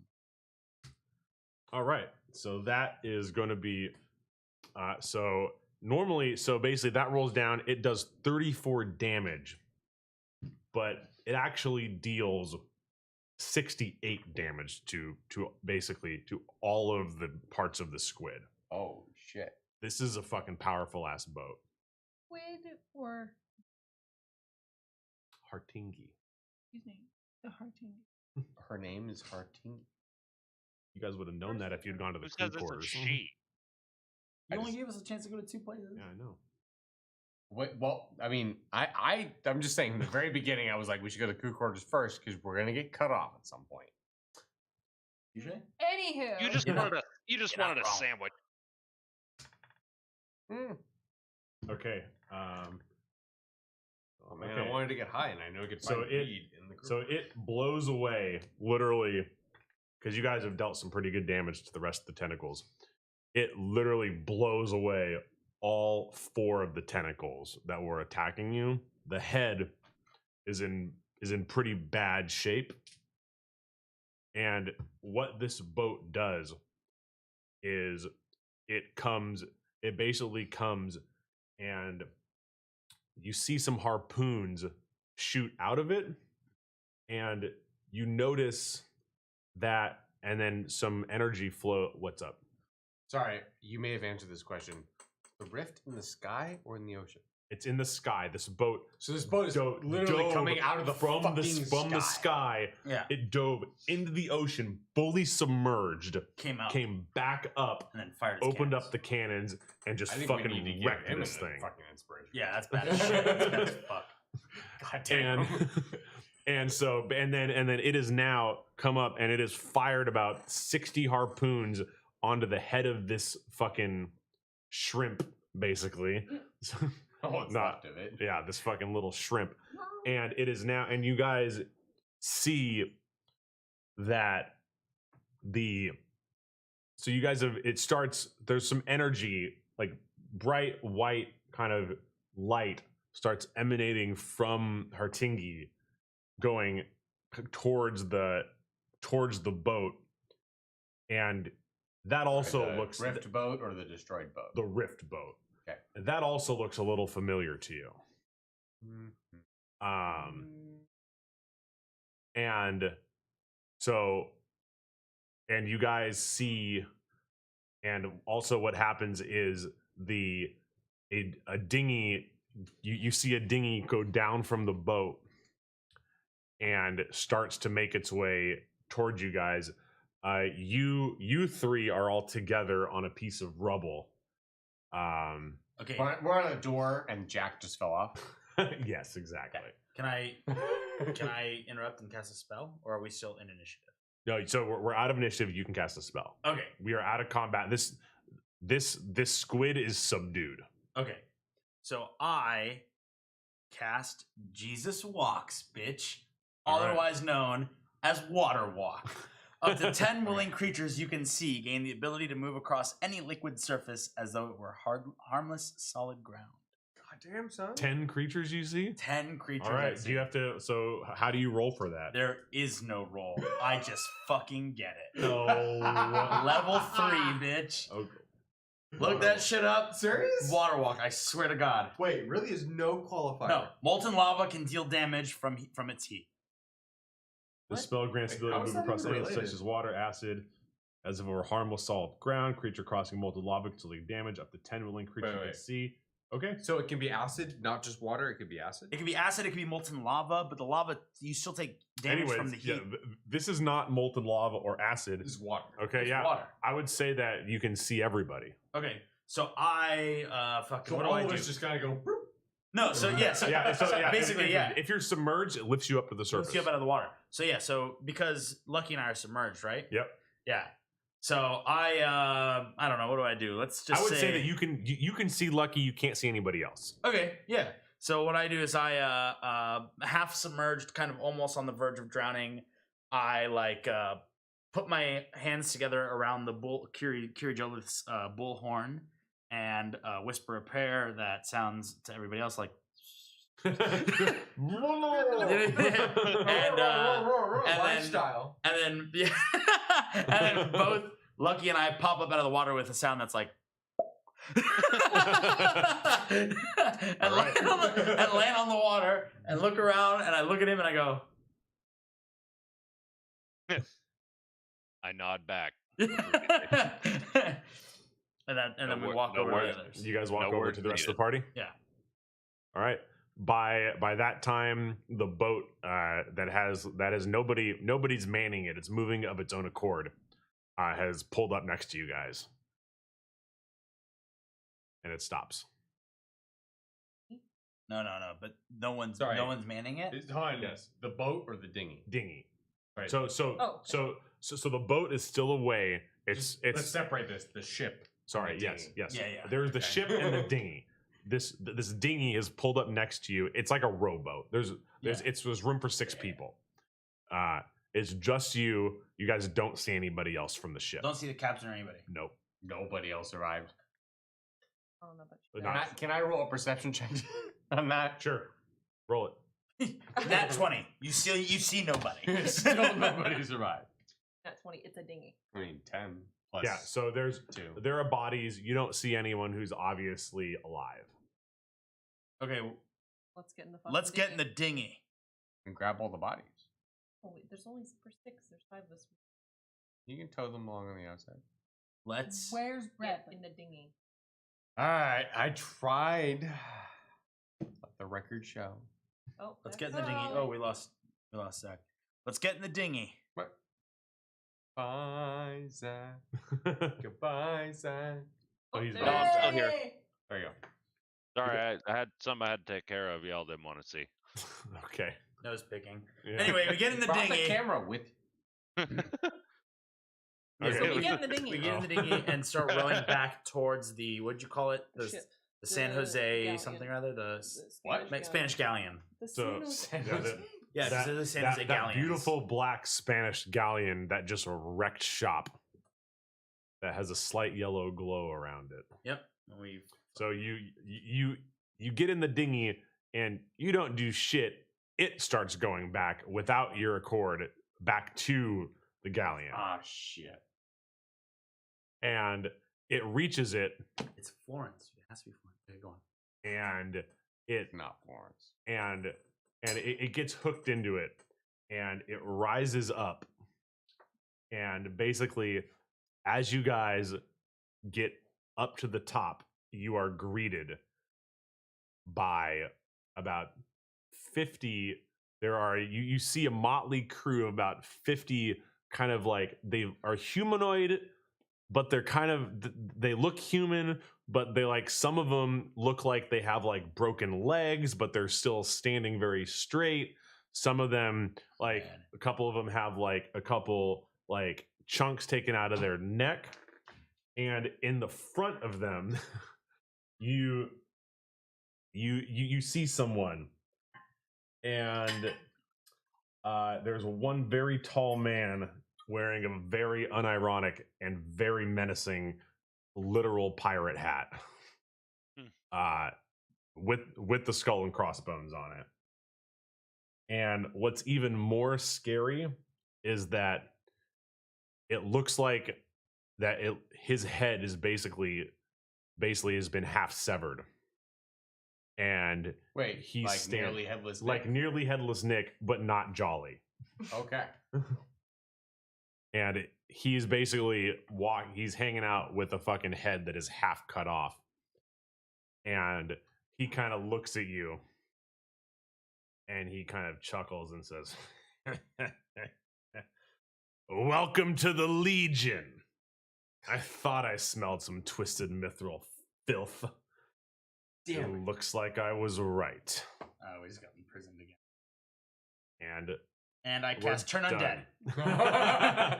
And we're done before you can do that. And into the episode.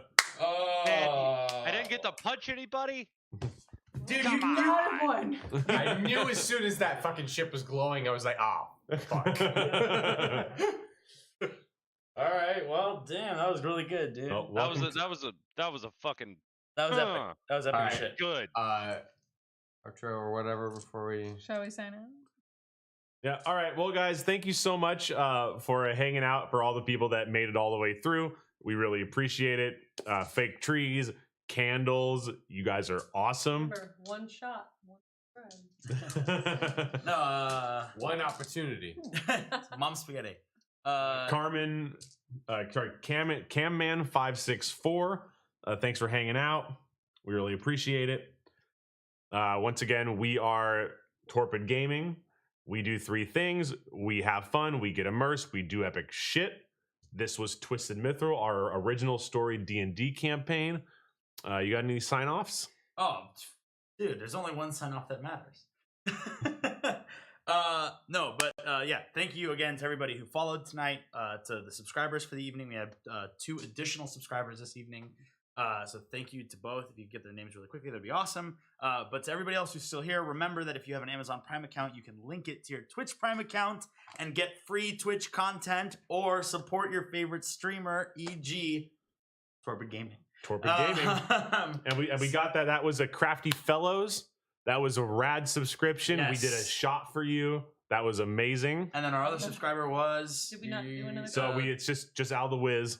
We only had Al the Wiz, Al the yeah. Wiz and So we Crafty started All the Al the Fellows. Wiz deserves a shot, right? We should be fair, right? No, so but yeah, if you have an Amazon Prime account, you can link it to your Twitch Prime account and subscribe to our channel, which would be obviously incredible in supporting us and helping us improve this whole experience that you guys got to experience tonight with us. With that said, goodbye, good luck, good night, and have fun, get immersed, and do epic shit. All right, thanks guys. See ya. Thank you.